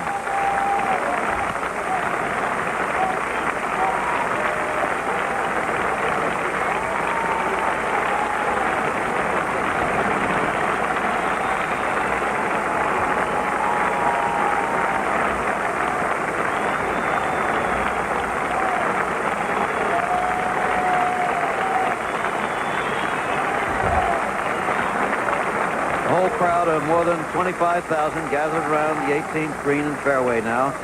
Al Troutwig with Scott Simpson, quickly. Okay, Jim. Scott, why don't you just tell me what's on your mind right now? You were smiling an awful lot today and very successful, and now it's come down to this one last stroke for Tom Watson. Yeah, well, I'm still smiling. No, I'm just really happy to be here. I had one of those days where one of the best putting rounds of my life, and that's what it takes to shoot under par out here, because you can't go for that many pins. So I made a lot of really good putts, and I'm just really thankful to the Lord just to be here. Does one of the best putting rounds of your life make for one of the best days of your life? Definitely. You know, it would be a big thrill to win. Tom hasn't pulled out yet, but to win the U.S. Open, geez, I can't imagine anything better than that. This would be a dream come true for me. Well, you've had the dream of walking up the 18th fairway. You had the reality of it.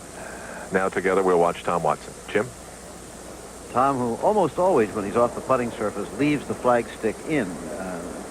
I think maybe it's not him. I think maybe it's Clearwater's going to go first, because Tom always leaves that stick in, it seems to me. Yeah.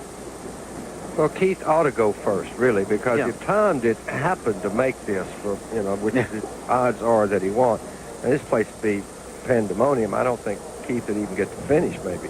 Yeah, but there's two schools of thought, Dave. If Tom were away and Keith played first, then the USGA might look at it as maybe getting aid from an outside player. So I think Keith is away. Yeah. And he is playing first. Particularly since they're almost from the same angle. That's right.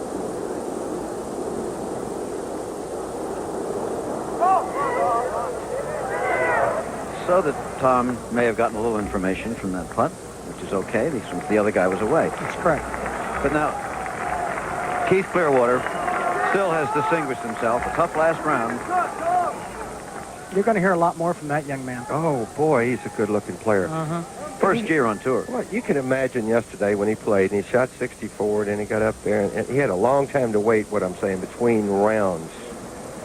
Now, Jack, as you indicated, you may be thinking back to Pebble Beach when he was off the 17th green with what looked like an impossible shot to put in the hole. Well, if there's But he did. anybody to play impossible shots, my boots on Watson. But he's got a tough one over there, and of course it's coming over a ridge, and there's a break that you really can't see from a little nose that sticks out in the green there. Trying to get the flagstick to sit right. Plus, that taller fringe there may hinder his backswing just a little bit.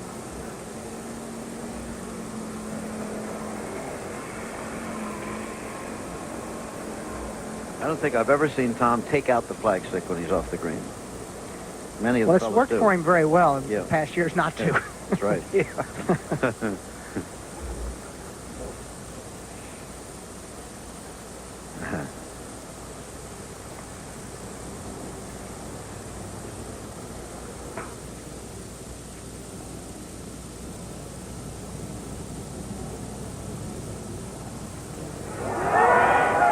it. Hit it. Hit it.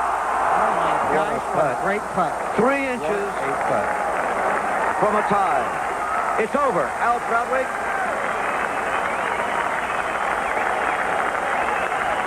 For 1987.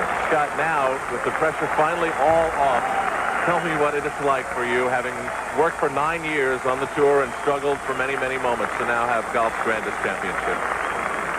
I don't know. It's it's hard for me to even imagine.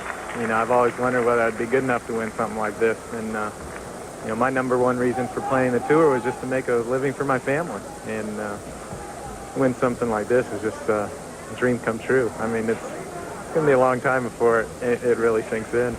I know you're the type of man who appreciates the type of support your family gives you for moments like this.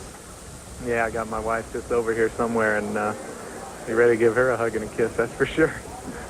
Your putting today was absolutely marvelous in very, very tense situations, including on the 16th green we're going to get a chance to watch. You had just come off another green where you had putted equally well, and you were one of the few golfers today who had a hot putter. Yeah, I really don't know why. I was just concentrating on making a smooth stroke today, and for some reason they just kept going in. Just kept hitting them where I was in. I made some great putts in there. It was one of those things, you know. Since you've never won a U.S. Open, you don't know what the clubs feel like when you're supposed to win. You don't know what your walk is supposed to feel like. But did you feel something special? Did you feel like something was happening and building for you?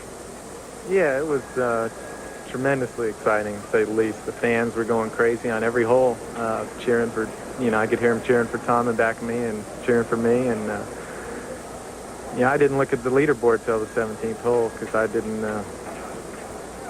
want to be thinking about anything other than just playing the best that I could, playing up to my ability. You were never figured in the master scheme of those who prognosticate and profess to know who might win championships like this. Today, very few people placed attention on you, even with you right atop the leaderboard. Did that help take some of the pressure off? I suppose it does. I was asked before the tournament started, Ryder came up to me and said, how many guys do you think could win this tournament? And I said, I think there's 50 or 60. And he says, come on. He says, Payne Stewart was in there and said 12 guys could win. And I said, well, I can think of, you know, a lot of guys. How about Keith Clearwater, you know? And, yeah, I think there's a lot of players capable of winning. And it's a thrill to win it, too. Perhaps you can look at your father through the magic of our television screen and tell him exactly what you'd like to say. I know he played a big role in what you're achieving today. Yeah, I wouldn't be here without my dad.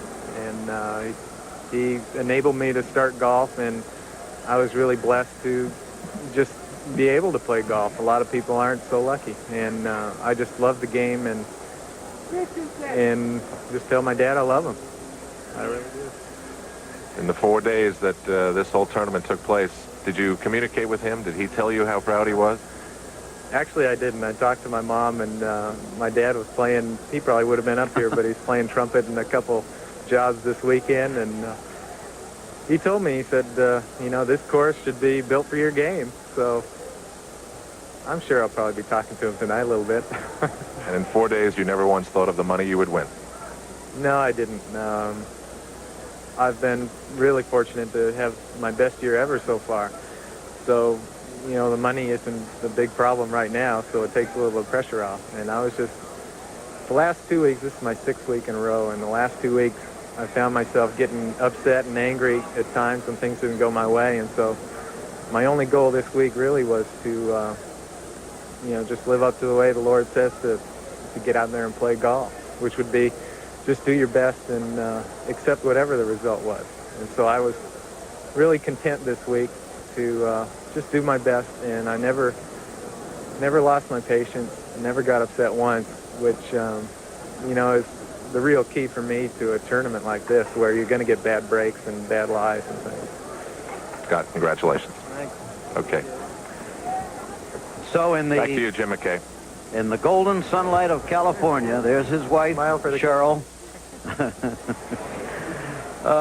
On the first day of summer, Scott Simpson has given his father and himself the perfect Father's Day present. We'll be back.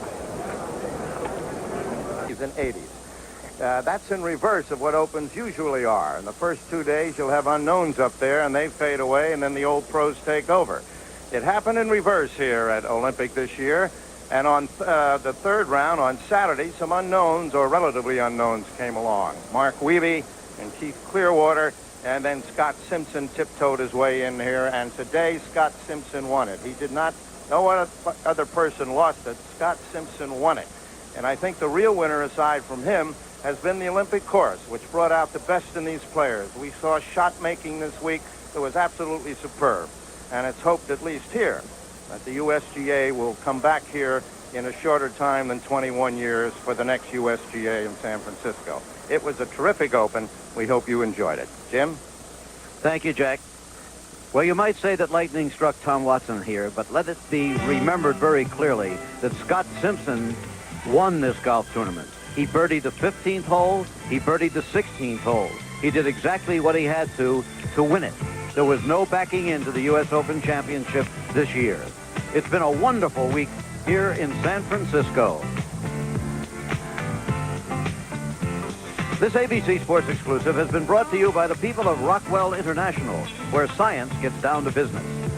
By Top Flight XL and Top Flight Plus golf balls from Spalding, the longest balls. By USF&G. All across this country, USF&G protects your business, home, auto, and life. USF&G covers the USA. And by the investment firm of Smith Barney. They make money the old-fashioned way. They earn it. Be sure to join us tomorrow for ABC's Monday Night Baseball, featuring the Montreal Expos against the St. Louis Cardinals, or Kansas City and Oakland, live at 8 p.m. Eastern. Following Nightline, ABC Sports presents Monday Sports Night with our host, Al Troutwig. Al's guests include Walter Payton, plus conversation about political unrest in South Korea and how it will affect the 1988 Summer Olympics in Seoul. The computer scoring system for the U.S. Open Golf Championship was supplied by Unisys. The blimp provided by the Goodyear Tire and Rubber Company.